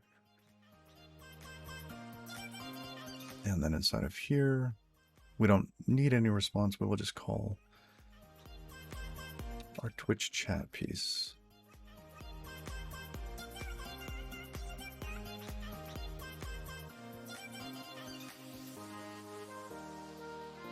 We'll have to see. For the status stuff, I see how this is going to work, right? We will log in Twitch chat, right? We'll set up the library, make a connection, and for the status events, we'll just pass them out, right? We'll call app handle and we'll create an event. When a message comes through, same sorts of things, right? That should all work. But let's say somebody had a message that we want to delete or whatever. I don't know. And so we click on something, it's like, boop, you're going away. Bye-bye. Right? Because we could also do some like moderation or stuff like that there. Although, you know, there's other things. No, I don't think we need to do that. This should just be view only. But we might have like key combos for changing what data is shown. No, that's still just a view concern.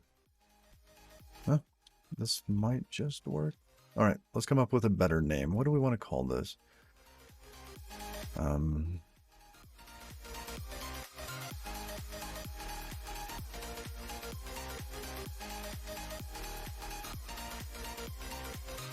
Twitch chat.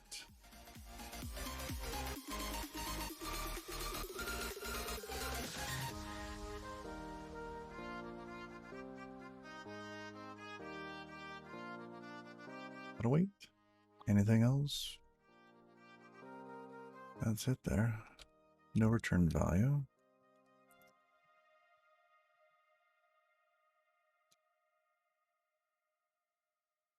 Oh, expected result. Result what? Can't see the error. Huh. All right.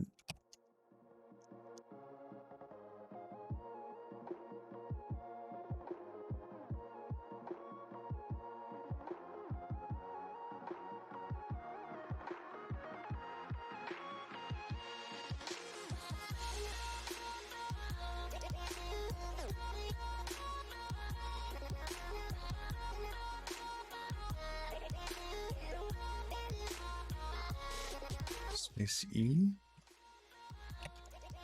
Oh, interesting. Okay.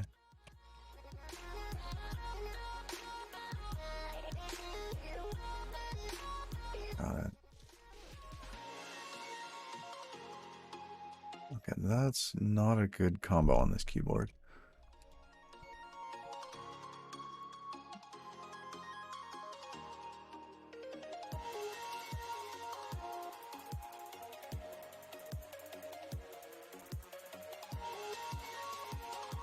That means we should be able to return an error here if we wanted. No, let's just...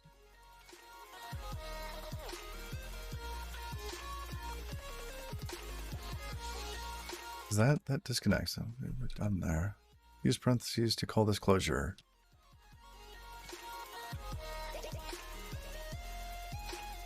What?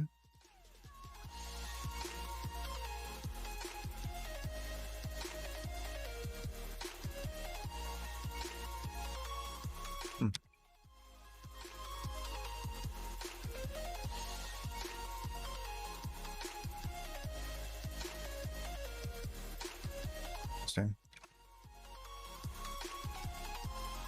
I wonder why it's saying that.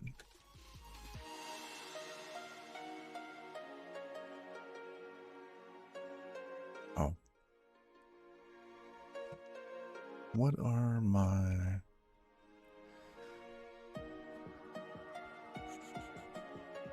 declarations? Space CA.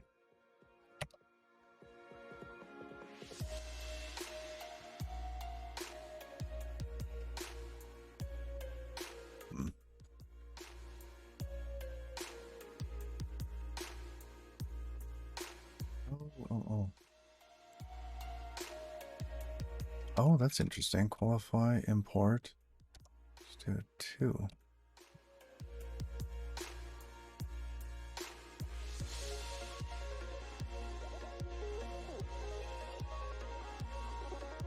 Curious though.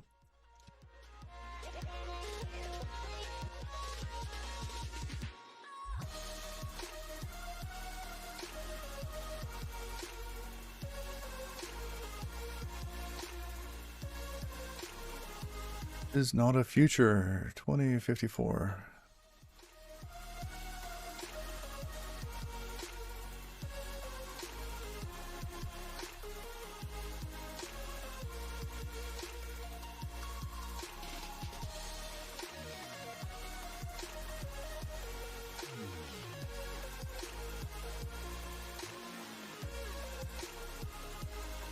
No. Okay. I'm missing a trade import, aren't I?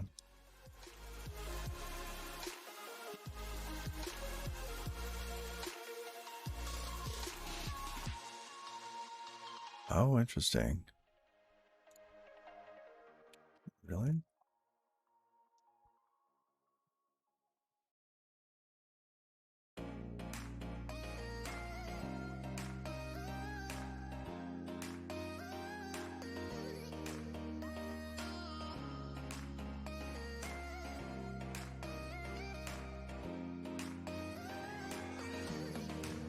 Huh. Wait, so Tori is referencing this unstable feature in their docs?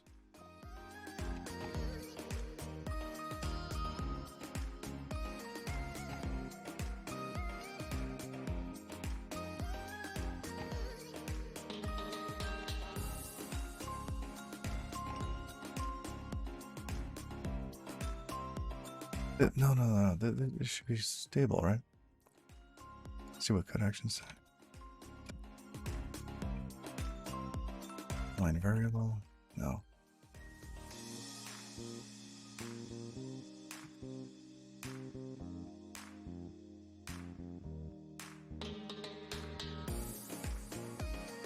Oh, because I have I put little pipes there as a closure. There we go. Okay. See, I had these little pipes there to make it a closure, but it should not have been a closure. Oops. There, it's saved again. It should work.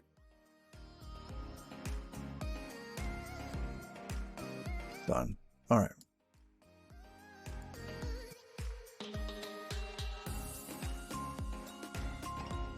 Twitch chat. We do stuff there.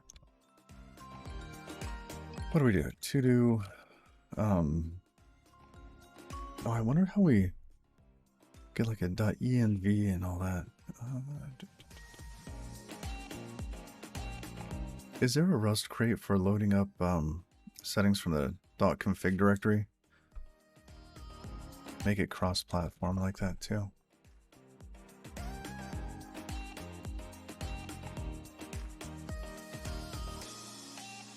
Inline no, I don't want to inline a variable, thank you. Huh.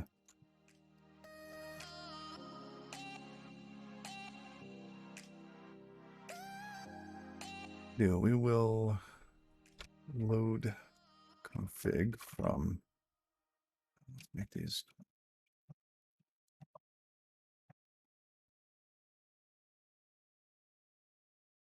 What else?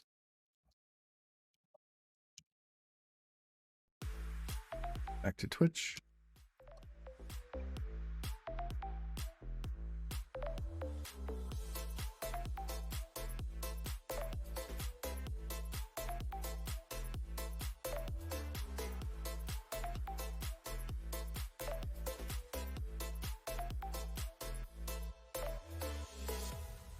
What else?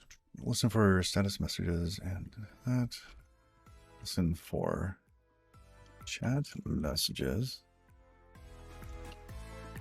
and emit them as events.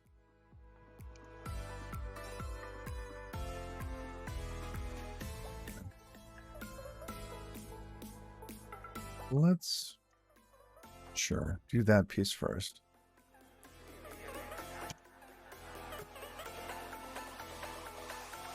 Crates.io. Was it like xconfig?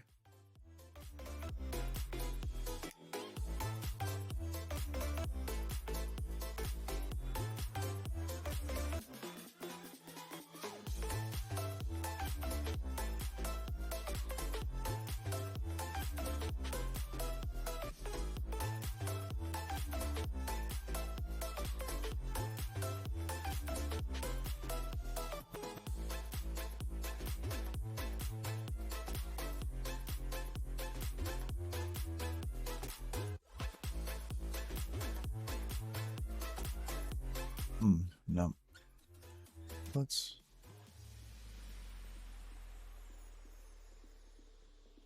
Ooh, what is this?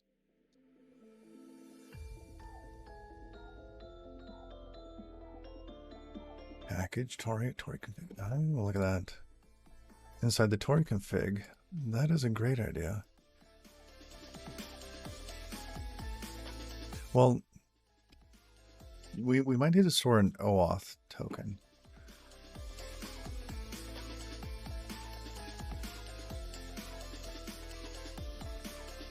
Which is why I was trying to get it out of the app. Oh, we got the window piece here.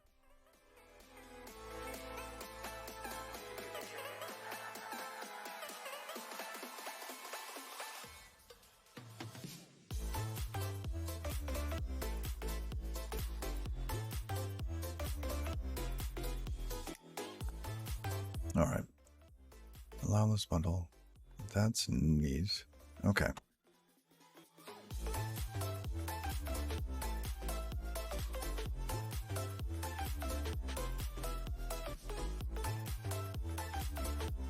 What is this one? Copy.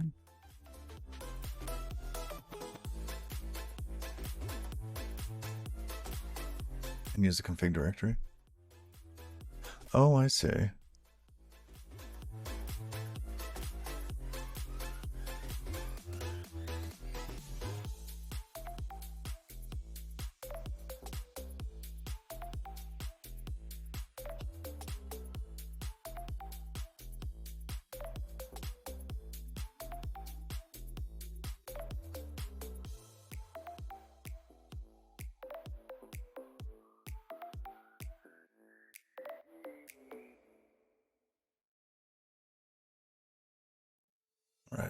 but I still need a cross-platform way to know what the config directory is.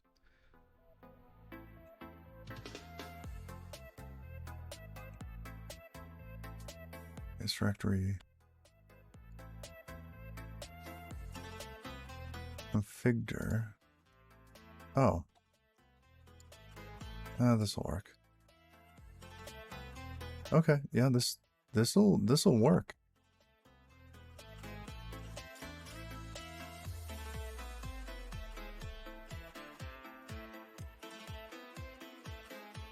And then later we can have some UI that's useful for configuring that. Okay. After. What's datadir? Okay.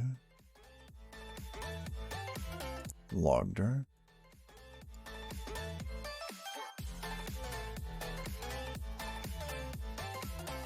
Oh, this is fantastic. Okay. Yeah, I was not relying on Tori enough.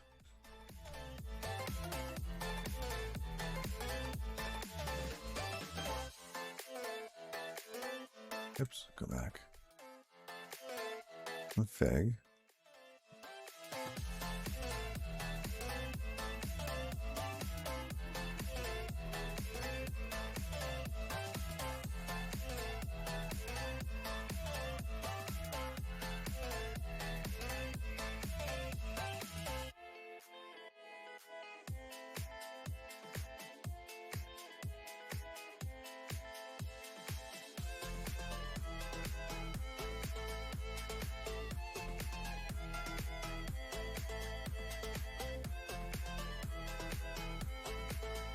Okay.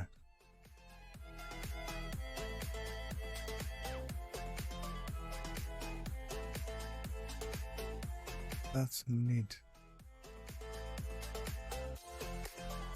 All right, so how do we get access to this then? So when we start up Tori, do we have to... I would like to just use the defaults there if we can. Isolation, okay. Let's go back to the website and see if they have a... Testing, debugging, development, config.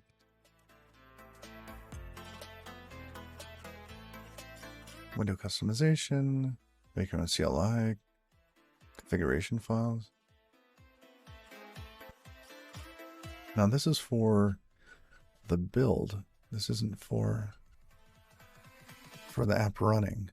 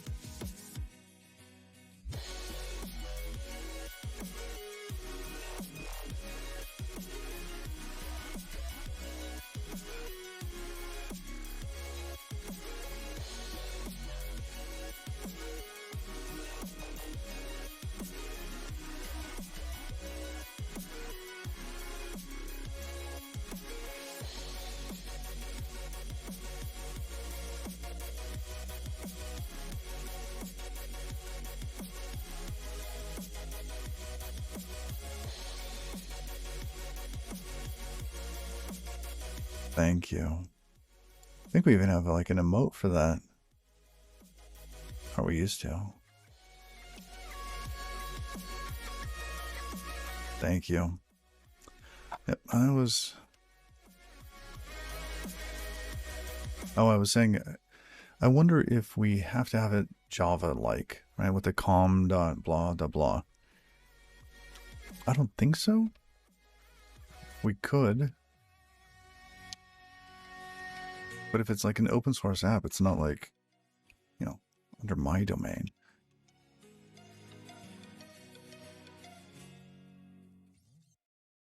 Two Twitch voices. All right, and what else do we have here? Height. Ooh, and width. We're going to absolutely change this. Let's say the width is... You just use your domain name backwards? Yeah, I could do that, but like com.roosterbuckets.twitchvoices. Go ahead.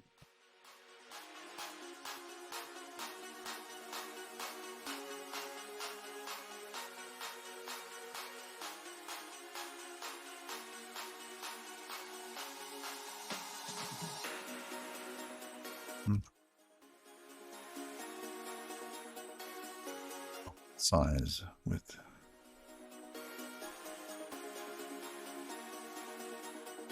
That's 800 wide. Let's do 300.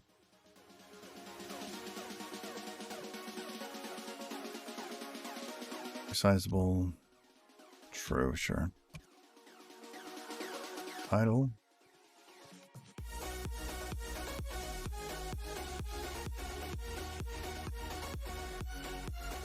All right. So fancy. Look at all that stuff.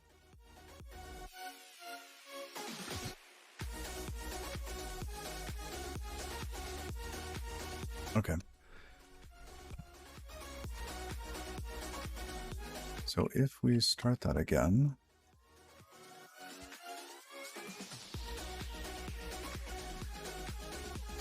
Oh, unable to parse JSON Tori file at that location.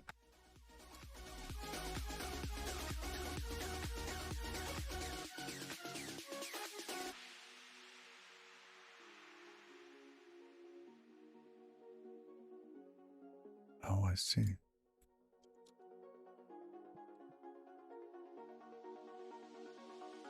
Wait. But which Tori file does that need to be? Oh, users be also browse Twitch. Wait. Oh. That's because I had an error in it. It couldn't parse it. JSON Ellis. Hey, there we go. That. Probably get a little wider, huh? 400 or so. Yeah, maybe 4.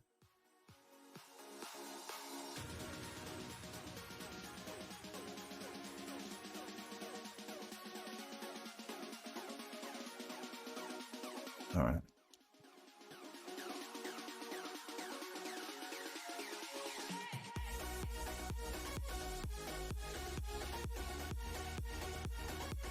Need legible text in there. You know, 350 might be where we end up, but we'll just leave it for now. Twitch voices, boom. Okay, let's close that. Oh, but what was the directory? This here.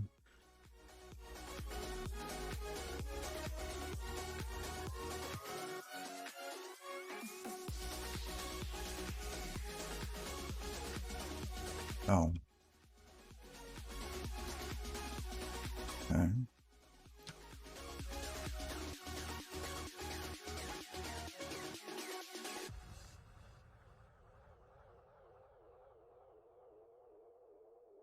Now we need to load a config file from that.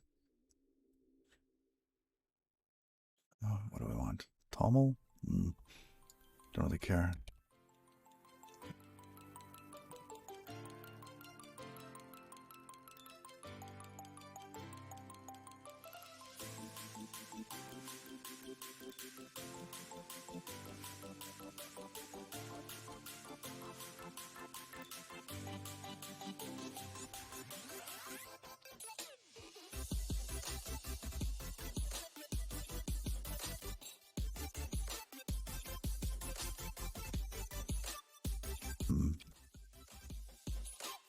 can go.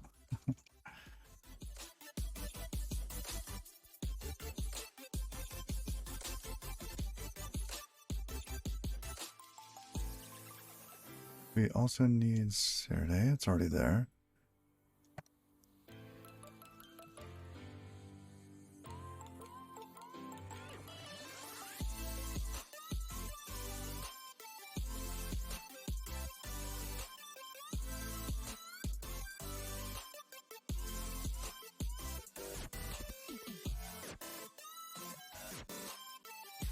All right.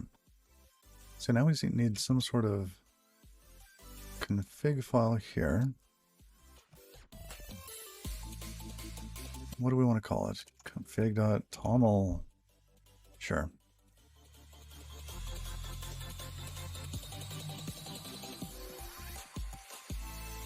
Language server.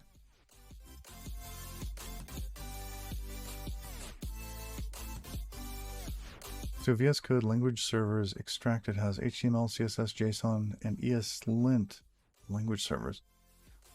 Oh, interesting.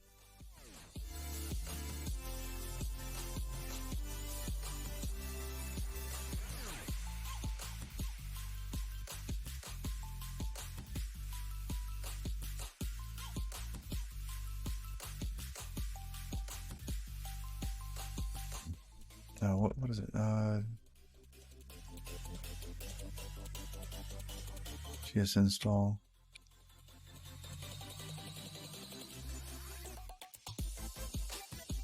Oh, that's tree sitter. Oh, okay.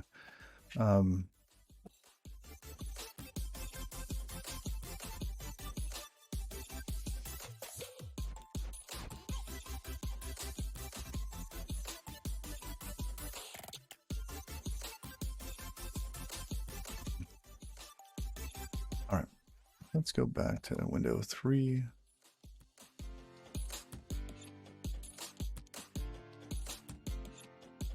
What do we want to call this? What is this? This is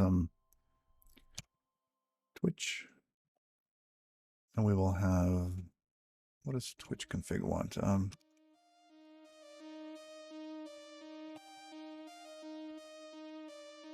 Twitch chat wants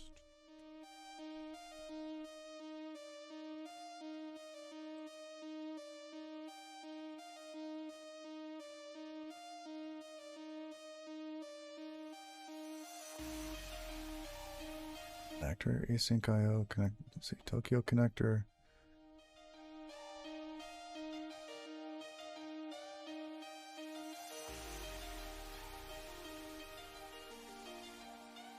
Actually, we don't need.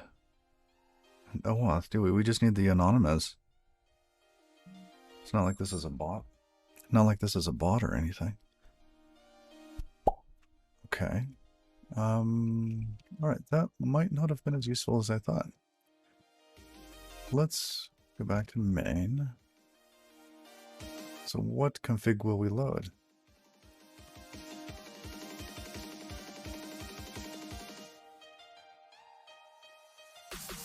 I mean, maybe UI settings, right? Color, size, font. All right, connect to Twitch.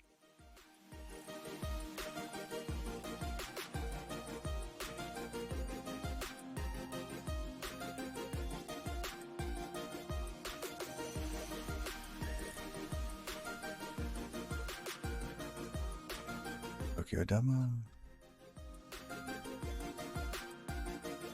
So in main, we get the user config, which we could just use the anonymous config for that.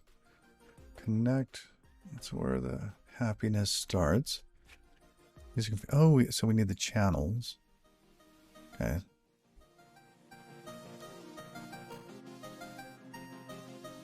Channel.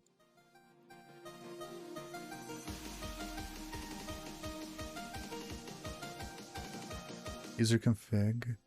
Connector. What is user config at that point? It's an actual user config object. Okay. I wonder if user config has an anonymous config. Name, token capabilities. Huh.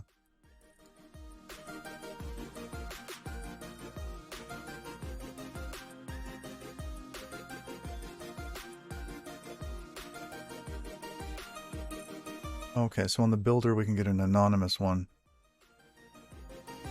Capabilities to enable. Okay.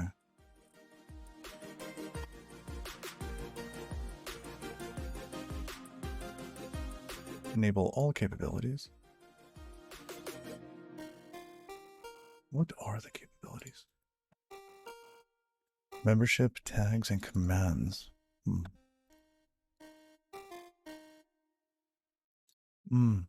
That's useful. Tags we want to know metadata.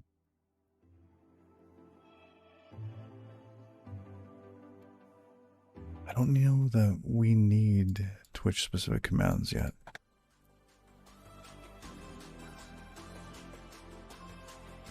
All right.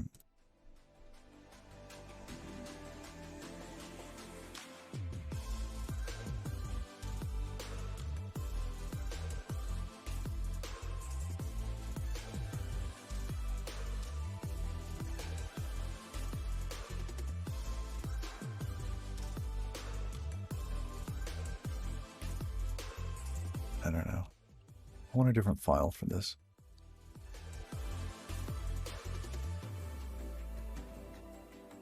Source, Tori, none. Source, Tori. Source. Twitch.rs.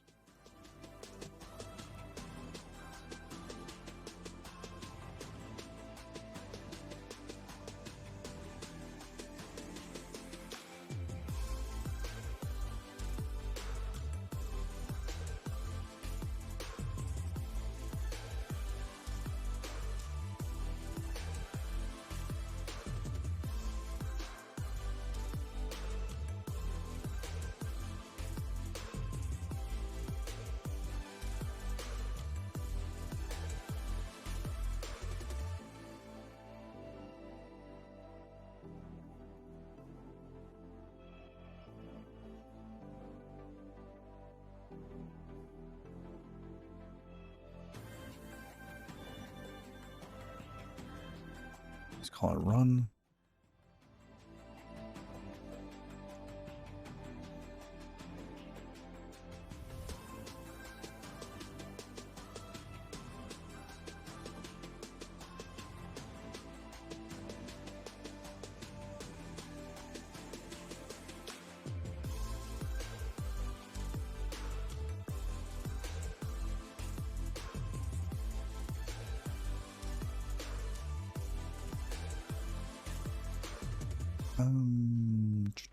What do we want to do for errors here?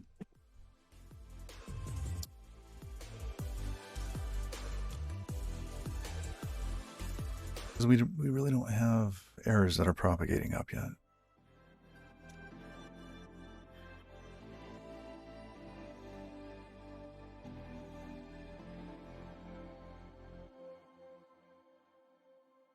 The function run is defined here.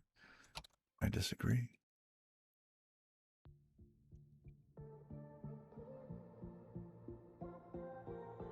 In this case, we're supposed to get an async runner back.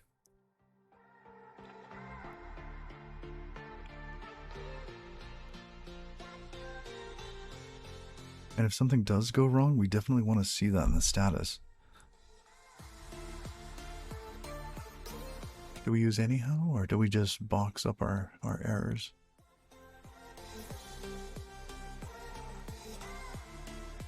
I definitely don't mind boxing them up, but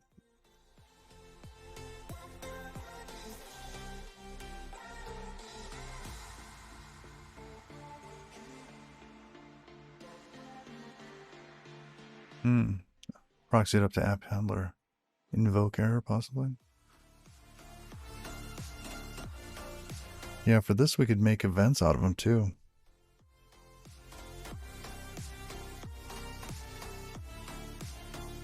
Hmm.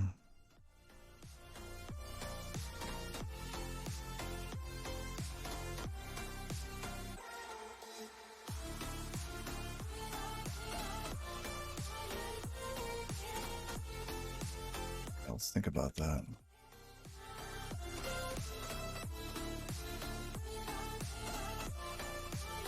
So we wanted to show in the UI, and that's either going to be a status or some other little dialogue that pops up.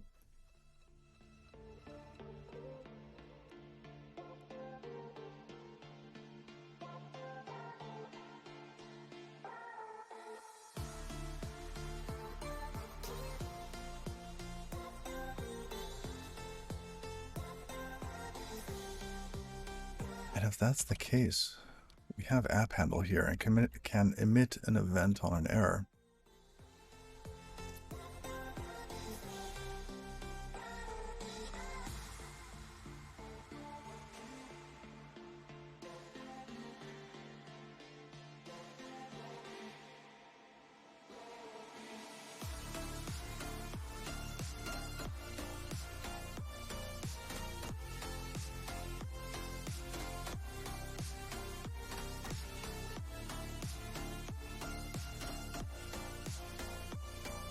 Do we just pass app handle around? If you get an error, dispatch an event. Now that kind of sucks, doesn't it? I want some top level error handler. At least top level from here.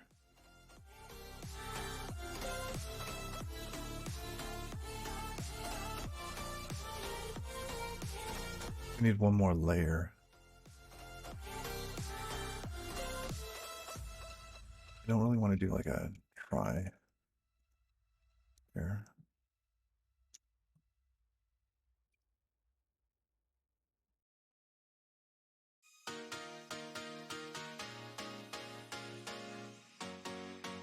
All right, let's push this down one more layer.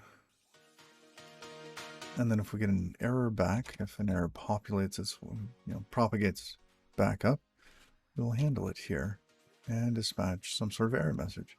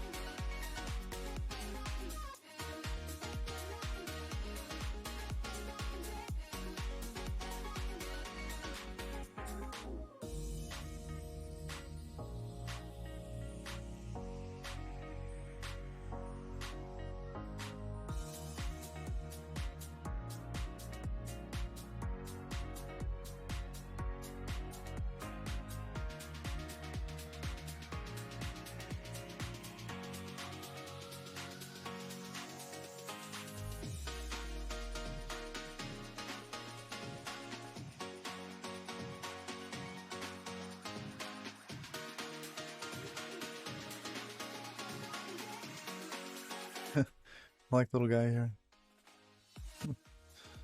All right.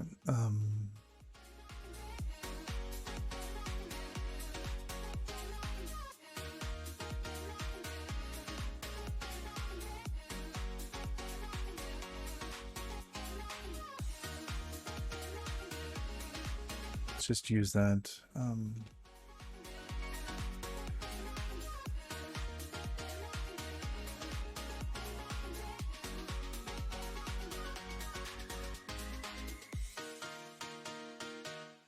What version? 1.0.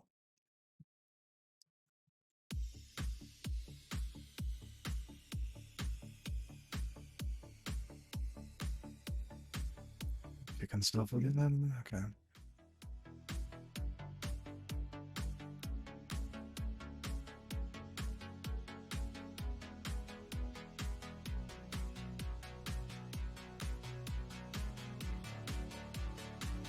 And at this point, we want to get back an async runner. Let's do that. Now, run here is a little bit of a shim. We will simply call some other function.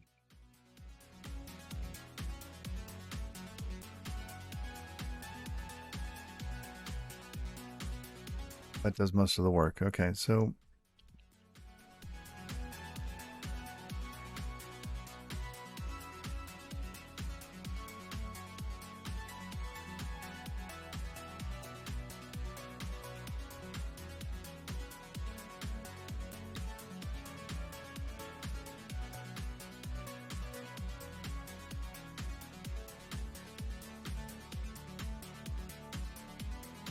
and from there we will call connect. Okay.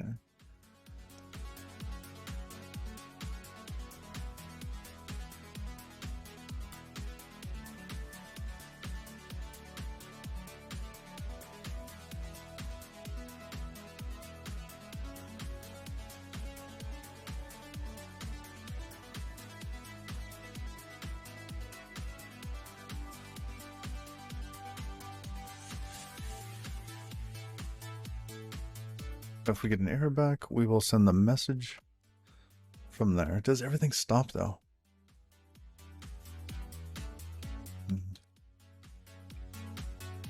Probably. It's bad enough to propagate up.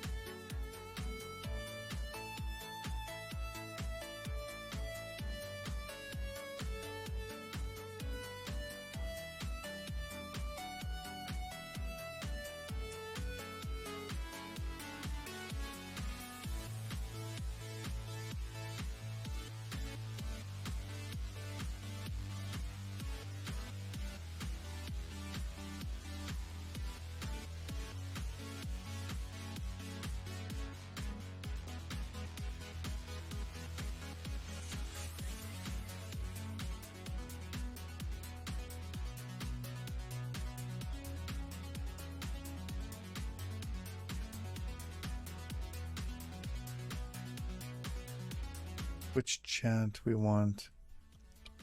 User config.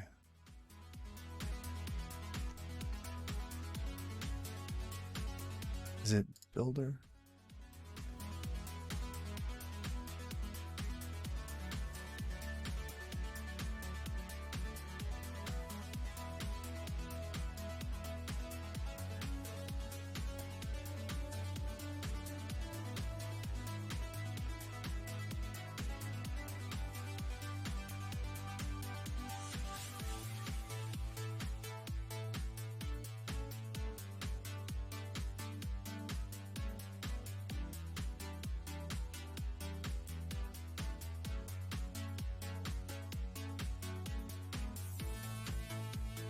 Will be anonymous with all the capabilities.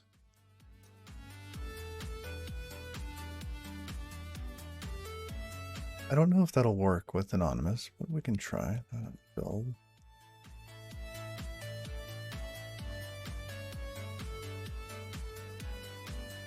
User.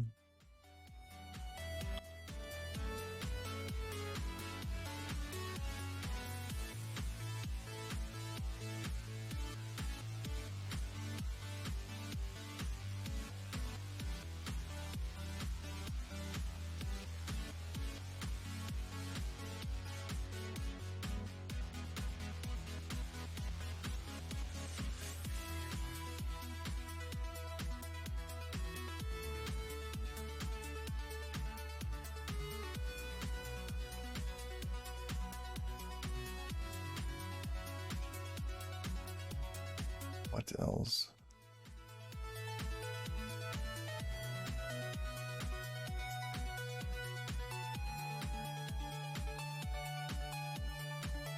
And the channels.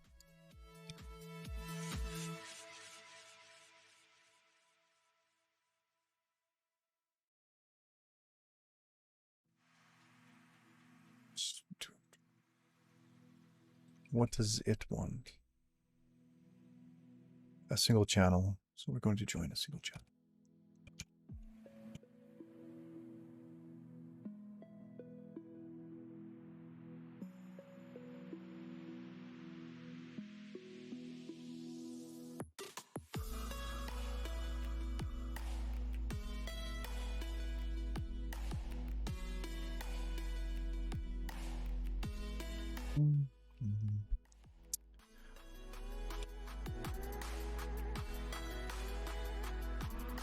we can join that. Then we okay. Runner.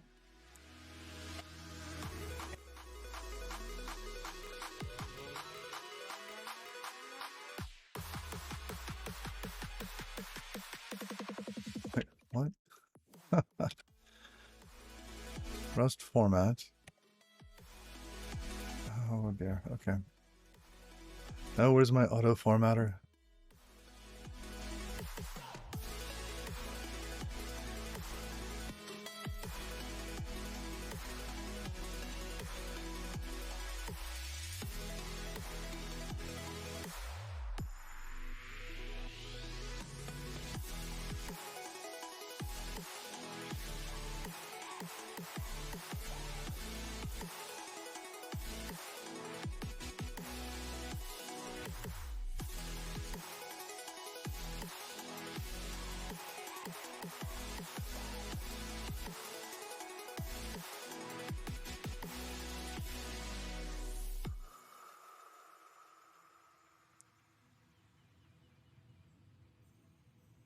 Vim LSP buff format workers.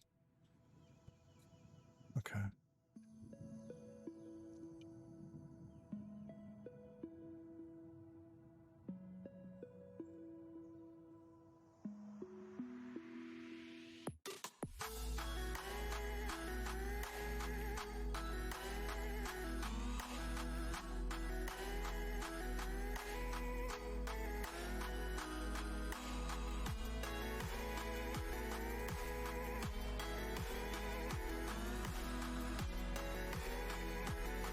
Actually, I just want it on save.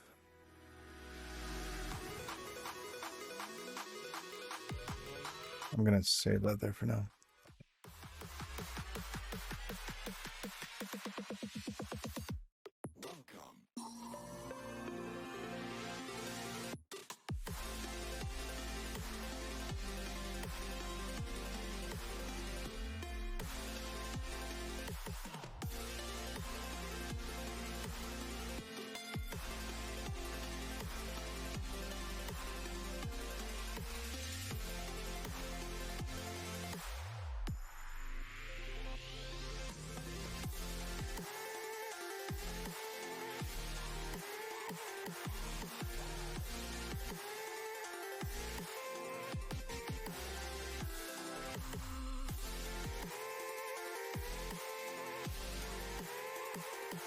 I don't know if it wants Mr. Halsey like that or with a pound sign in front of it.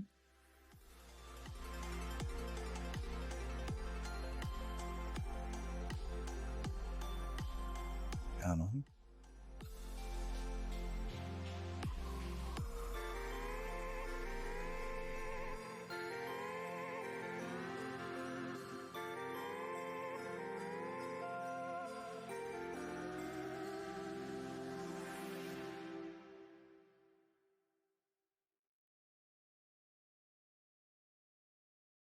Type annotations needed.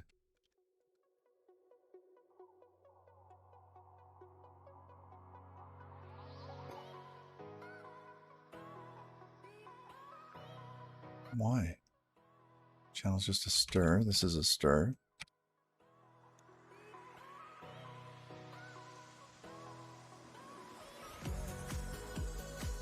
Cannot infer the type. Which type? To async runner? Oh, it's to async.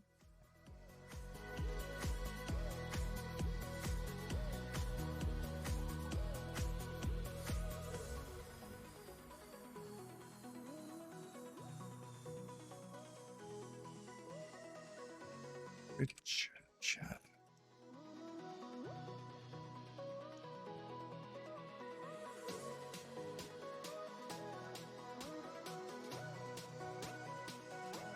What's in runner?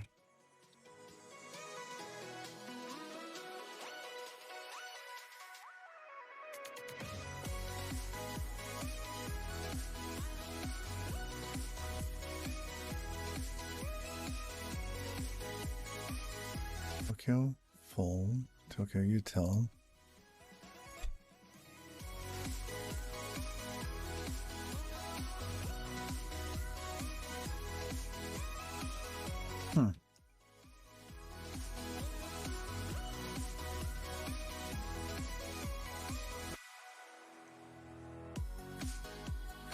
this real quick.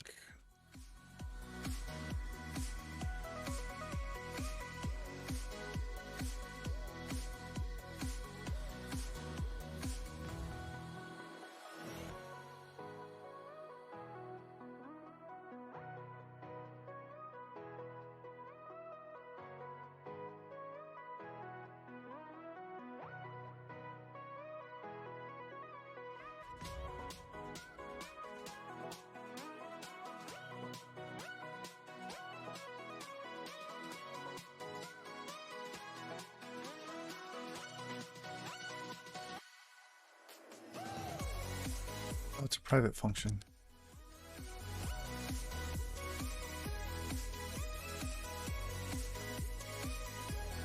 The pub async function.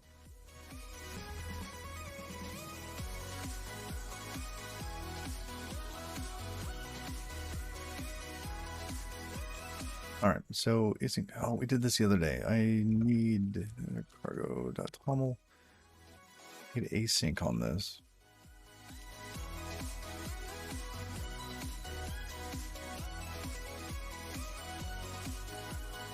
Okay, util must be enabled when Tokyo is enabled. Util.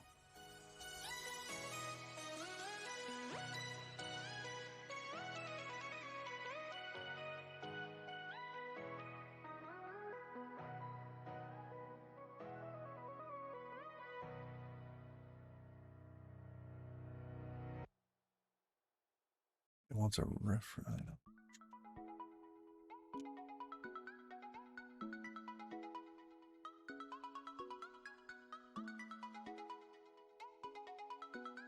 Let's borrow that.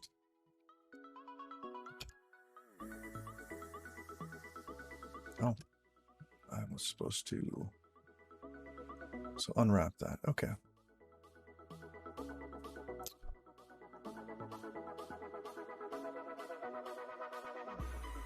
I'm racing the clock here.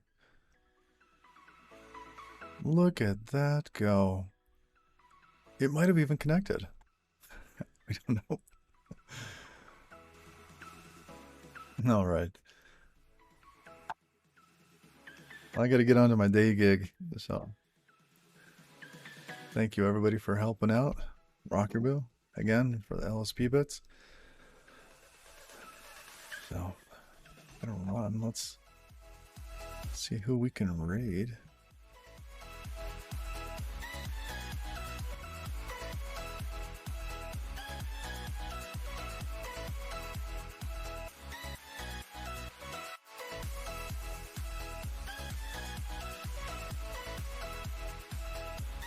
All right. Reducing memory usage with Rust. Huh. There we go.